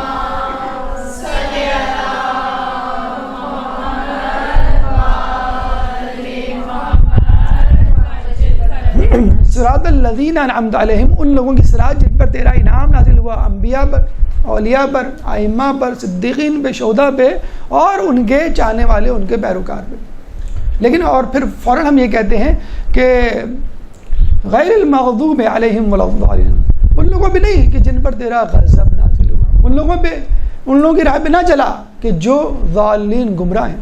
مغضوب کا مطلب ہوتا ہے غضب شدہ، جن پر عذاب نازل ہو چکا، ہو گیا، اور جن میں وہ لوگ آتے ہیں جو گناہ گار تو ہیں لیکن بضد ہیں، مصر ہیں اپنے گناہوں پر کہ ہم نہیں چھوڑیں گے. تو جو دشمنیں دی ہیں، جو اللہ تعالیٰ کے منکر ہیں، اور ان میں یہودی ایک مثال ہے. اس طرح والضالین جو گمراہ ہو گئے، گمراہ کا مطلب ہے راستے سے بھٹک گئے. کبھی کبھار ایک عام آدمی بھی بھٹک جاتا ہے، اگر وہ اللہ کا دشمن نہیں بنتا، حق کے مقابلے میں نہیں آتا، تو وہ ضالین کی فہرست میں رہے گا. یعنی اس کا امکان ہے توبہ اس کی قبول ہو جائے، امکان ہے اس کا. مطلب ضالین میں عام مومن بھی آ سکتا ہے جو کبھی کبھی گناہ کر لیتا ہے. اور اس کا ایک مصداق عیسائی افراد بھی ہیں کہ جنہوں نے اپنی راہ کو الگ کر لیا. لیکن یہودیوں کے بارے میں کہا جاتا ہے کہ انہوں نے باقاعدہ اللہ سے جنگ کی ٹھان لی ہے. اور ابھی بھی آپ دیکھیں مسلمانوں کی دشمنی میں زیادہ پیش یہود رہتے ہیں، اس کے بعد جو ہے وہ نصارہ رہتے ہیں. تو گمراہ ہونا پھر بھی بہتر ہے بنسبت مغضوب ہونے کے. اگر آپ کو ایک چیز سمجھ میں نہیں آتی، آپ یہ کہتے ہیں مجھے یہ چیز سمجھ میں نہیں آئی، یا آپ کو کسی سے جو ہے وہ اپنی راہ الگ کرنی ہے، تو آپ کہتے ہیں بھائی میرے اور ان کے درمیان اختلاف ہے، لیکن مخالفت نہ کریں. جیسے امام سے اگر وہ اختلاف کر رہا ہے تو امام نے اس کو معاف کر دیا ہے کہ جو مخالفت نہیں کر رہا، ان کے سامنے باطل بن کے ڈٹ نہیں کھڑا ہوتا کہ بھئی میں جو ہوں آپ کو نعوذ باللہ ختم کرنا چاہتا ہوں. تو یہ وہ صراط مستقیم ہے کہ جن پر اللہ تعالیٰ نے نظام اپنا جو ہے انعام نازل کیا. اور ہم یہ دعا کرتے ہیں آخر میں کہ اے اللہ ہمیں جو ہے وہ اس راہ پہ چلا جس پہ تیرے بندوں پر انعام نازل ہوا، اور اس راہ پہ نہ چلا جو مغضوب ہوئے اور ضالین یا گمراہی کا شکار ہوئے. اور کبھی کبھی یہ بھی ہوتا ہے کہ انسان جو ہے عمر بھر عبادت میں، سجدے میں زندگی گزار دیتا ہے اور اس کو پتہ ہی نہیں ہوتا کہ وہ کس کی عبادت کر رہا ہے. ایک دفعہ کوفے میں ایک شخص اپنے گھر کی کھڑکی سے باہر دیکھ رہا تھا، کچھ دیر لوگوں کا تماشا دیکھ کے واپس اپنی کرسی پہ آ کے بیٹھا تو اس کی بیٹی نے اس سے پوچھا بابا کیا دیکھ رہے تھے؟ تو اس نے کہا میں دیکھ رہا تھا کوفے میں دو گروہ بن گئے، ایک گروہ جو ہے وہ علی کی طرف بلا رہا ہے، ایک گروہ جو حاکم شام کی طرف بلا رہا ہے. تو اس کی بیٹی نے پوچھا کہ بابا پھر آپ نے کیا سوچا؟ اس نے کہا مجھے سمجھ میں نہیں آتا کہ کون حق پر ہے. تو بیٹی نے بڑا عجیب جملہ کہا، بابا ساری عمر سجدے میں گزار دی اور کہیں بھی نہ پہنچے. خیر پہنچی تو وہ لڑکی بھی نہیں تھی جو اس کی بیٹی تھی، جس کا نام قطامہ تھا، جس نے عبد الرحمن ابن ملجم سے کہا تھا کہ علی کا سر بطور مہر میں لوں گی تب تجھ سے شادی کروں گی۔ اللہ تعالیٰ سے دعا ہے کہ ہمیں ان لوگوں کی راہ پہ نہ چلا جو مغضوب ہیں، جو ضالین ہیں، ہمیں ان کی راہ پہ چلا جن پر تیرا انعام نازل ہوا۔ ہم تیری عبادت کرتے ہیں اور تجھی سے مانگتے ہیں۔ اللہ تعالیٰ سے دعا ہے کہ ہمیں اہل بیت کے نقش قدم پر چلنے کی توفیق عطا فرما۔ اللہ تعالیٰ سے دعا ہے کہ قیامت کے دن ان کی شفاعت سے بہرہ مند فرما، امام کے ظہور میں تعجیل فرما اور ہمیں ان کے انصار و اعوان میں شامل فرما۔